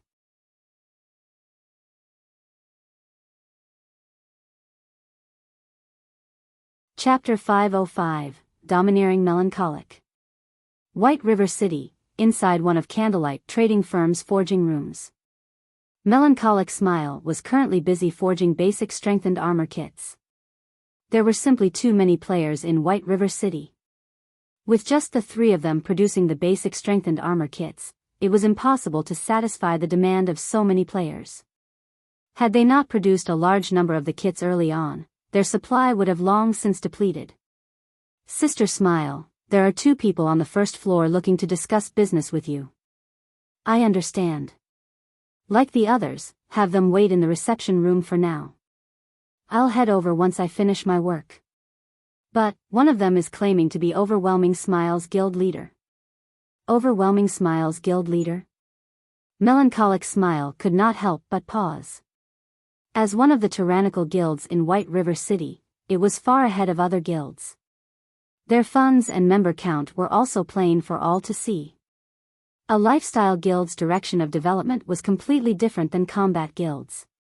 In other words, there should not be any conflicts of interest between the two.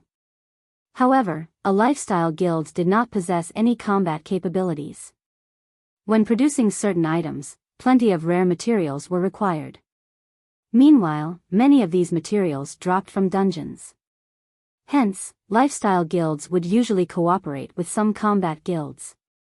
In such a relationship, the combat guild in question would be responsible for supplying the rare materials, while the lifestyle guild would offer some discounts and give priority on sales of certain items to said combat guild. Ha ha ha. Just in time, Melancholic Smile said. I'll head over there now. Saying so, Melancholic Smile tidied up the materials on the table and headed downstairs. In the reception room on the first floor, many of White River City's guilds had sent representatives to the Candlelight trading firm to discuss potential cooperation. However, when a man and a woman entered, the entire reception room's atmosphere sank. Everyone in the room immediately focused their attention on this pair of new arrivals, the woman in particular. Practically every guild in White River City knew who she was. This woman was none other than the guild leader of Overwhelming Smile's White River City branch, Yulan. The Candlelight trading firm sure knows how to treat its guests, to actually make us wait here with other guilds. Feng Xianyang swept a glance at the reception room, frowning slightly with discontent at the firm's arrangements. Yulan did not comment on Feng Xianyang's statement. Instead, she only sat down and waited quietly.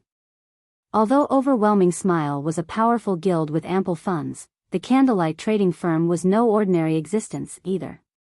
The fact that it had been able to purchase 2 of White River City's golden lands in such a short time displayed the firm's powerful backing. A short moment later, Melancholic Smile entered the reception room. Immediately, the atmosphere in the room relaxed significantly as the occupants promptly stood to welcome her, smiling. "Everyone, please sit," Melancholic Smile said after glancing around the room. Every player in this room was a big shot at the peak of White River City. Melancholic Smile never thought that the day would come where she would become one of these supreme characters as well. Before this, she was merely a forging apprentice who guilds would casually chase away, someone who relied on forging to earn some meager living expenses. Regarding these high-ranked managers from various large guilds, they were all existences that she would have only admired from a distance. Yet, now, every one of these powerful characters greeted her with fawning smiles. Compared to her previous life, it was as if she was in an entirely different world. When Melancholic Smile considered this, her thoughts immediately switched to the man who had helped her rise to this position. If Shi Feng had not been willing to accept her back then, she would most likely have still worried over her day-to-day life. She would still be one of the lifestyle players at the bottom layer of White River City, rejoicing over earning 1 or 2 silver a day. In contrast, when dealing with hundreds, or even thousands, of gold, her current self could maintain indifference. Before her were the upper managers of the various large guilds in White River City. Among them, there was even the guild leader of Overwhelming Smile. One could just imagine how much pressure one would feel from having to discuss business with these people. Yet, Melancholic Smile, who had never encountered such a scene, spoke as naturally as if she were sipping tea while enjoying light conversation. "Seeing as everyone present wishes to cooperate with us, I will make things simple. We at Candlelight Trading Firm only have one requirement," Melancholic Smile calmly said. "You must sell all of the materials your guilds have collected to us. Everything. We will purchase these materials at 60% market value. In return, the Candlelight Trading Firm will give your guilds a discount on your purchases here. The discounts available range from 5% up to, but not limited to, 15%. In addition, we will reserve some of the rarer items for you, giving you priority to purchase them. If you accept these terms, you may sign the agreement that has just been given out. If not, then you may leave." Melancholic Smile's statement was firm and confident. The managers of the various guilds immediately sucked in a breath of cold air, every one of them falling silent upon hearing the woman's conditions. This was fraud. If they sold all of the materials they had obtained to the Candlelight Trading Firm, what would be left for their own guilds? Moreover, the purchase price was only 60% of market value. Wouldn't they be better off selling their excess materials to the public? Most importantly, they could only receive meager discounts of 5% to 15%. Their guilds wouldn't gain much benefit from such a small discount. In the end, wasn't the Candlelight Trading Firm getting the better end of this deal? I've already said my piece.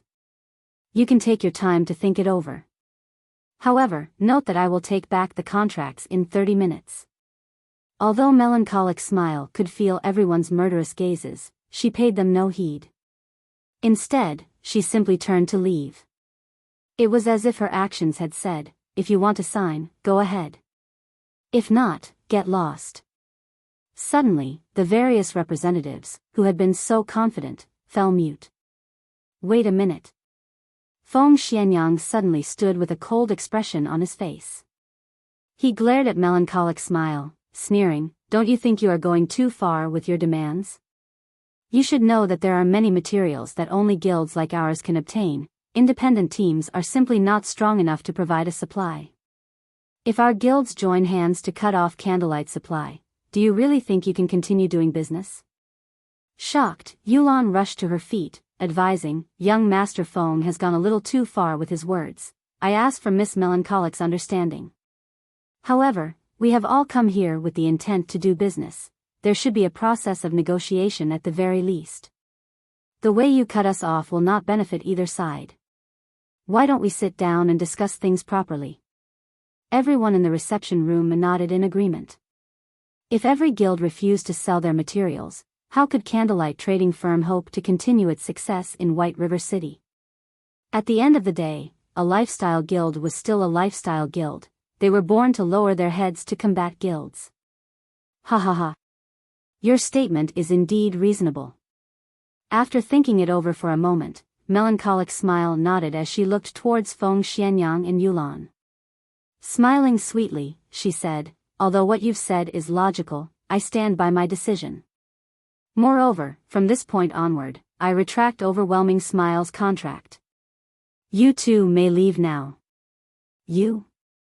Feng Xuanyang's eyes immediately became bloodshot as he nearly spat blood in rage. If not for the fact that they were still in the Candlelight Trading Firm, with the owner of the firm having absolute control over and being an invincible existence inside this place, he definitely would have killed Melancholic Smile by now. Yulan was similarly stunned by Melancholic Smile's words. Meanwhile, the upper managers of the various large guilds were also stupefied by this situation. In White River City, Overwhelming Smile was only second to Zero Wing. Yet, Melancholic Smile had dismissed them with just a few words, showing no pretenses at all. This was simply too domineering.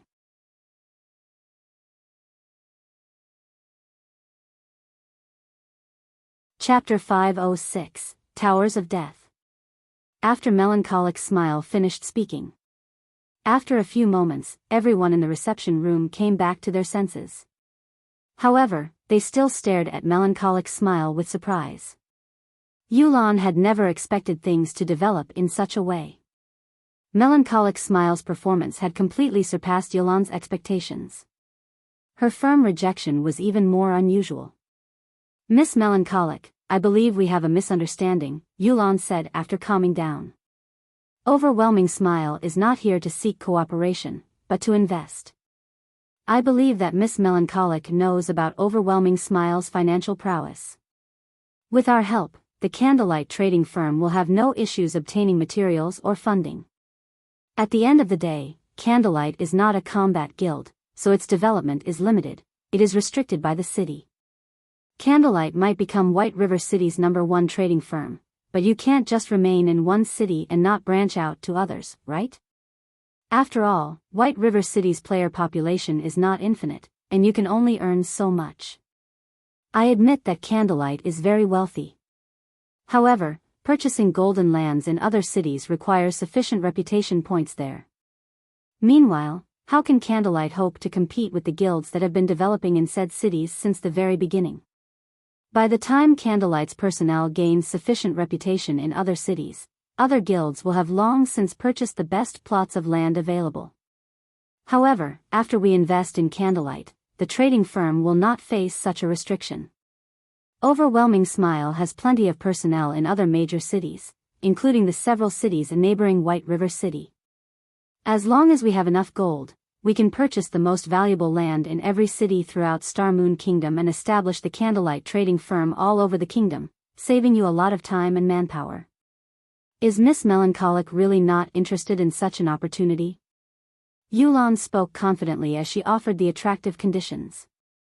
She had also hit the nail on the head by pointing out the Candlelight Trading Firm's weakness. Meanwhile, the fact that Yulan was able to make such a statement so confidently was all because of Overwhelming Smile's backer, Underworld. This was a feat that no other guild could ever accomplish, even first-rate guilds. Yulan's offer sorely tempted the other managers of the guilds in the reception room.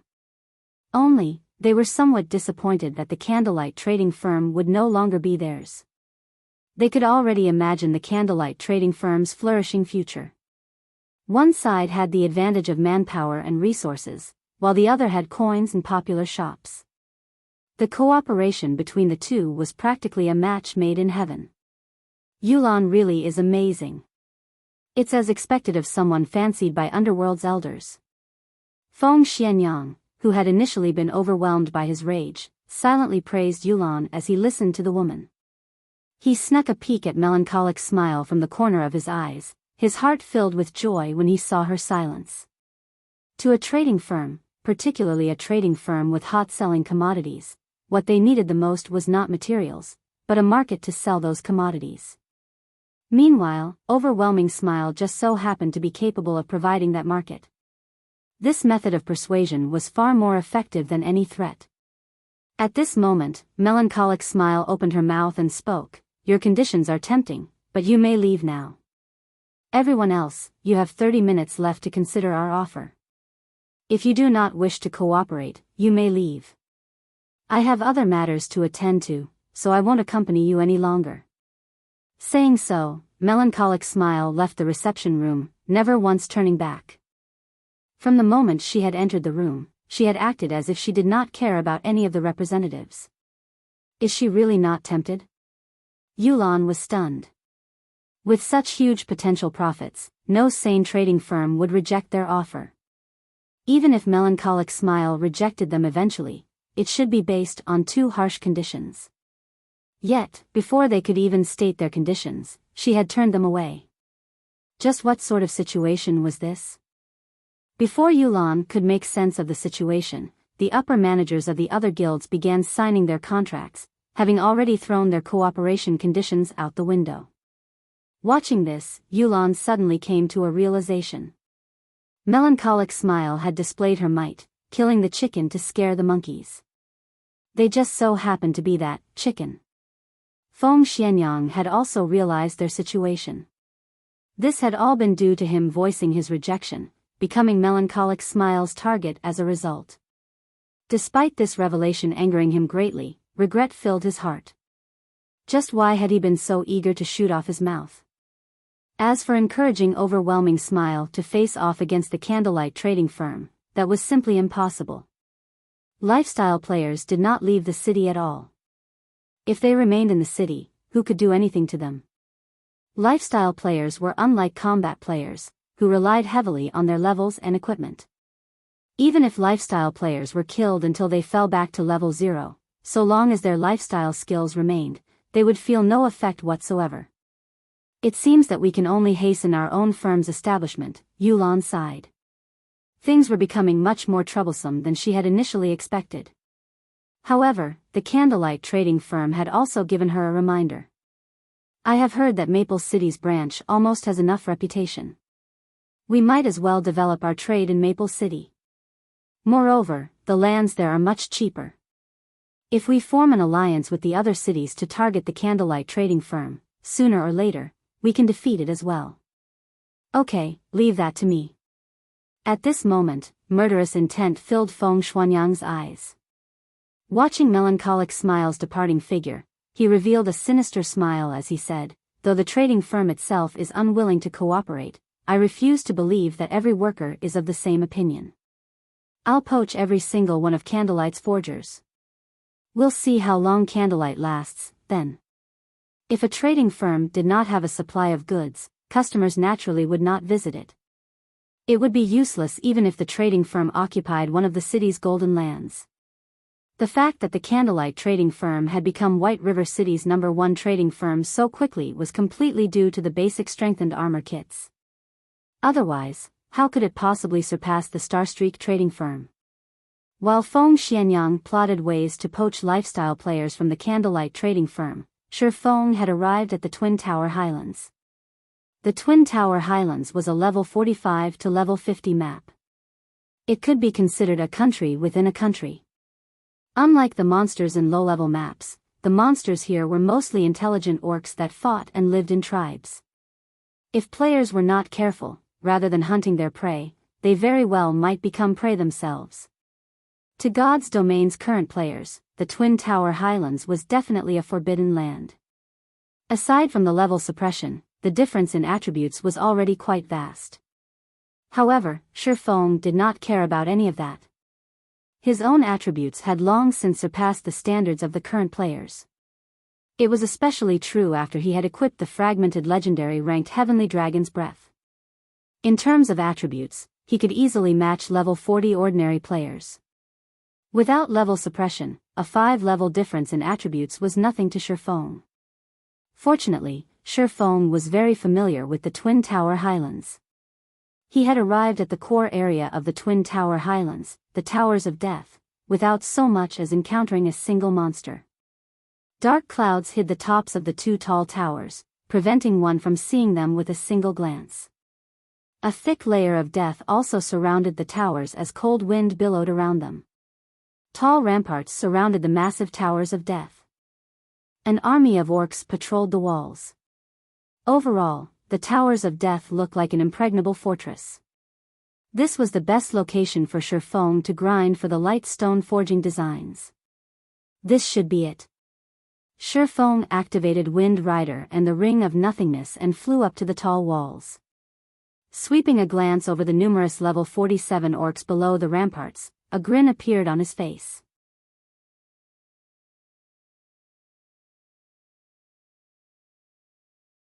Chapter 507, Explosive Power. Not only did the Towers of Death resemble a fortress, but there were also tens of thousands of monsters wandering inside their walls. It was simply impossible to infiltrate without a large team of more than 100 players. However, it was also why the Towers of Death were a good grinding spot. Although the common monsters, the hot-blooded orc warriors, behind the wall seemed to be covered in steel-like muscles, in reality, their strength was only an illusion. They were actually quite weak. Moreover, they were all melee monsters. As long as a team had several powerful AoE classes, the Towers of Death would become a leveling heaven. Hot-blooded orc warrior, orc, common monster. Level 47. HP 30,000/30,000. To players of a similar level, these orc warriors were very easy to deal with. To Shi Feng, who was only level 26 right now, they were just as easy to defeat. The only challenge was the fact that these hot-blooded warriors normally moved in groups of 100 or more, with an elite-ranked hot-blooded orc captain leading each company. The orc captains were much larger than their common counterparts. They were fully protected by a suit of plate armor and wielded a war saber and large shield in each hand. Most importantly, these orc captains had an aura effect that could increase the attack speed and damage of nearby hot-blooded orc warriors by 30%. Hot-blooded orc captain, orc, elite rank. Level 48. HP 200,000/200,000. Even a 50-man team would struggle against such a company of orcs. As for 20-man teams, they could only escape for their lives. Teams that came to grind here would usually eliminate the orc captain first, sending several assassins with high burst damage and a bombardment from the ranged attackers, getting rid of the orc captain in the shortest amount of time possible. That way, the hot-blooded orc warriors would be fish in a barrel, easy to annihilate. However, Shi Feng's level was too low right now. It would be very difficult for him to charge into the group of orcs and kill the orc captain swiftly, hence why Shi Feng had flown up to the ramparts. The ramparts were very tall, and it would not be easy for one to reach the top quickly, especially common monsters like the hot-blooded orc warriors. Monsters like them could only use the only staircase. Moreover, it was a long way from the bottom to the top of the stairs, and it would take the orc warriors quite some time to reach the top of the walls. The orc captain, however, was different. The captain's strength was impressive, and he could easily reach the top of the walls with just a few jumps. In the past, many people had used this method to grind orcs and level up. After Shi Feng positioned himself on the rampart, he switched the 7 luminaries' ring's aura of wind to the aura of fire. Simultaneously, he activated the ice blue devil flame, pale blue flames suddenly covering his entire body. With the effects of the aura of fire and the ice blue devil flame combined, his damage instantly increased by 60%. The combined effects were no weaker than when he activated a berserk skill. Moreover, these effects lasted indefinitely and had no side effects whatsoever.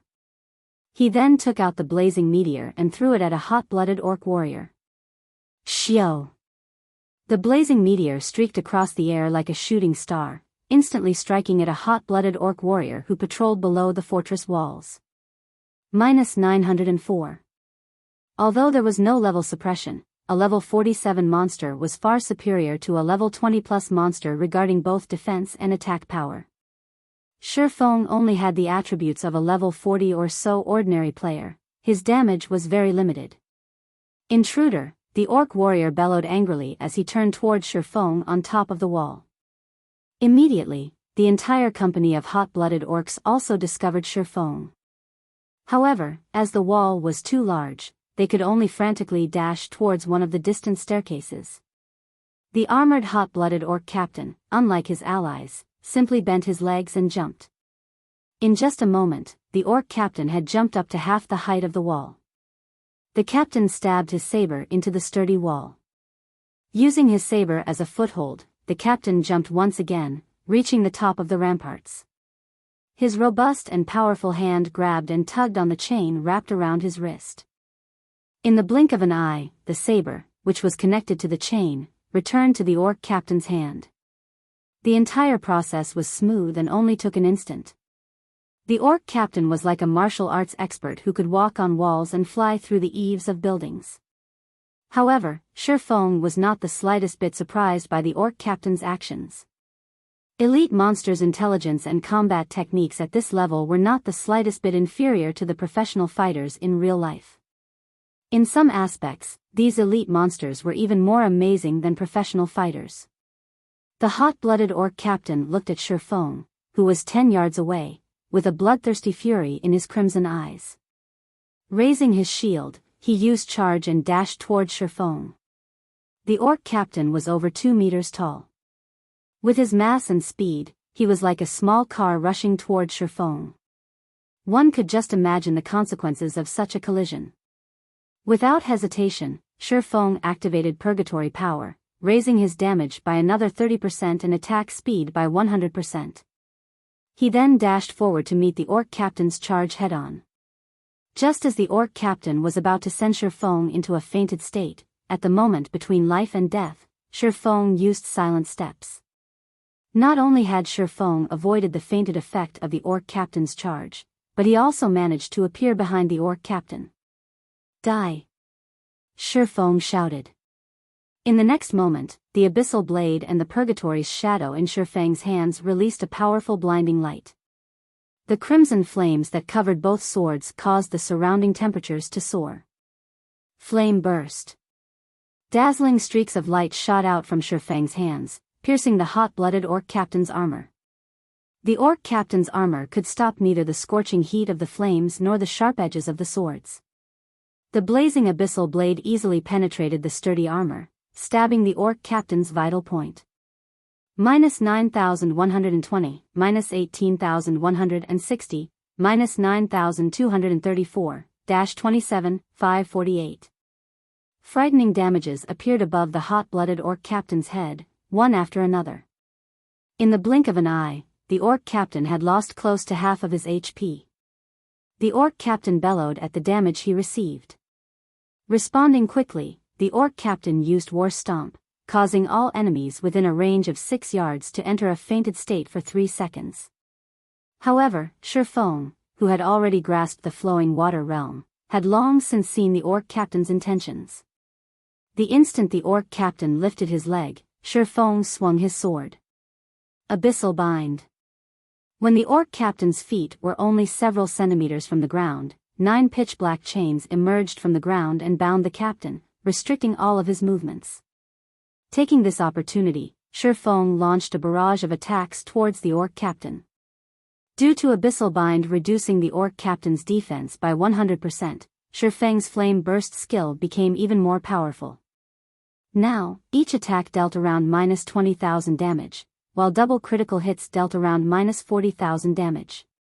Before Shifeng could exhaust the 12 instances of flame burst, the hot-blooded orc captain was already dead, dropping a few silver coins and a piece of equipment. From beginning to end, Shi Feng took less than 4 seconds to kill the hot-blooded orc captain. Meanwhile, only now did the hot-blooded orc warriors finish climbing the stairs, reaching the top of the rampart. However, there were still more than 60 yards between them. After collecting the drops, Shi Feng used Skywheel Sword on the orc warriors who were 40 yards away from him. Golden divine swords descended from the sky, sealing the hot-blooded orc warriors in a radius of 20 yards for 4 seconds. At the same time, the orc warriors each received over -4,000 damage, while some received close to -10,000 critical damage. With a single attack, the hot-blooded orc warriors lost close to half of their 20,000 HP. While the hot-blooded orc warriors ceaselessly bellowed with anger, Shi Feng followed up his attack with Firestorm. Suddenly, heavenly fire descended from the skies, annihilating the company of orc warriors. Items scattered across the ground around the orc warriors' corpses. Meanwhile, Shi Feng's experience bar rose at a rate visible to the naked eye. Shi Feng marveled at the dropped items on the ground. Fragmented legendary items and epic items really are frightening. Originally, Shi Feng thought he would have some troubles dealing with these hot-blooded orc warriors. Now, it would seem that he had worried for nothing. You're tuning into the Biyao's Wuxia Chronicles YouTube channel. Don't forget to subscribe and join us on this journey to catch the most captivating stories.